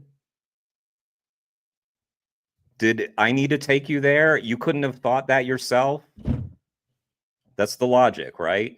It's fine so long as they don't feel it. Damn. What are we dealing with, people? This is why this is why it's going to be, sometimes when people are very optimistic, I feel a little less optimistic. It's shit like this. Otherwise good, decent people who currently are in bondage in the medical industrial complex. We welcome you into our ranks. If you will but quit the evil of vivisection in the familiar Christian image. We hate the sin, but love the sinner, or at least we try to. To all you good, decent people currently in the vivisection industry, therefore we issue this healing call. Lay down your weapons. Lay down down your scaffolds and pods. Lay down your Pavlovian slings and restraint chairs. Lay down your stereotaxic devices and your broken guillotines. Lay down your wires that shock and plates that burn. Lay down your tanks that drown and chambers that divide. Lay down your sutures that blind and vices that crush. Lay down these weapons of evil and join with us, you scientists who are brave enough and good enough to stand for what is just and true. We welcome you into our ranks that have known the likes of Plutarch and Ovid, Horace, and Pythagoras, Plato and Socrates, St. Francis and Leonardo da Vinci, the poets Shelley and Browning, Oscar Wilde and George Bernard Shaw, Colette, Harry Beecher Stowe, Leo. You know, I'm really curious to learn more about Tom Reagan, just because, like, he was really good. He must have. I'm just really curious. I know he achieved fame in some circles, but he must have had tons of oppositional forces to mute his message, right? Because, I mean, we're talking 1988. I'm very interested in the animal rights history. I'm still reading Tom Harris's book, Your Neighbor Kills Puppies. Nearly finished with that. I remember I told Tom, I was like, yeah, give me a week.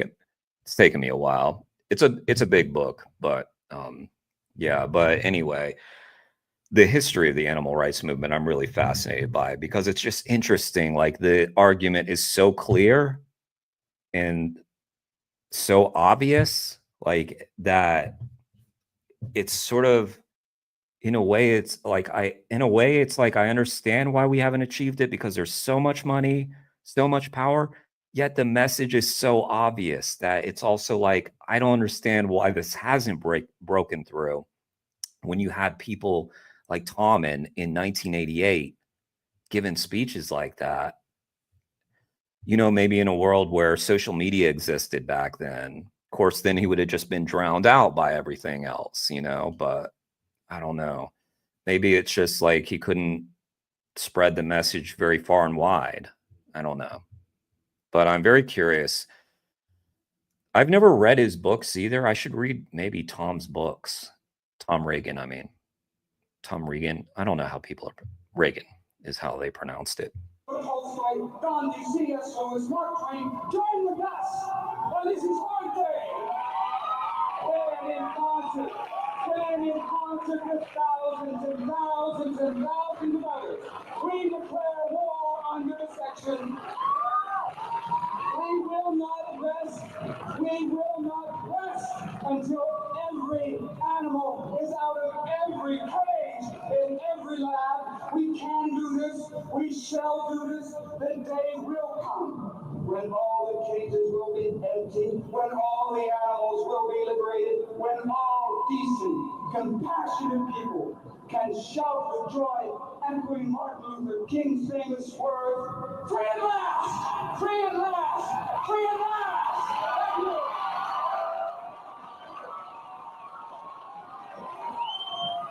Free at last!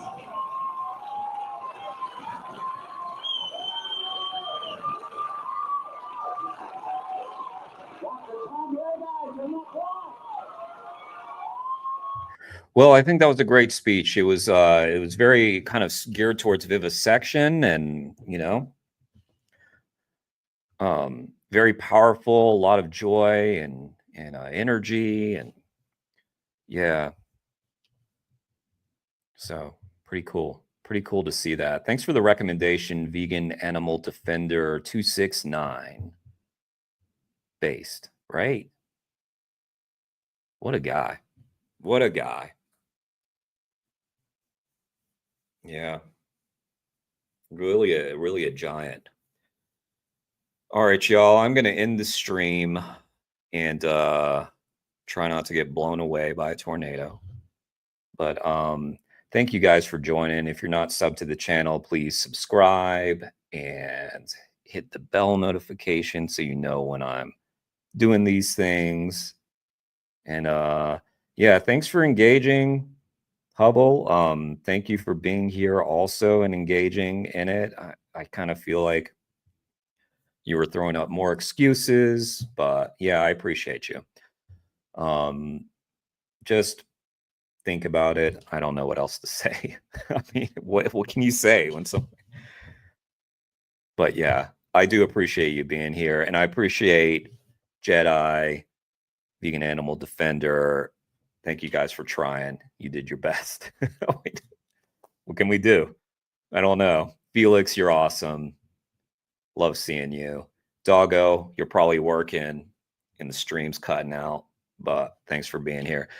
All right. Love you all. Have a good night.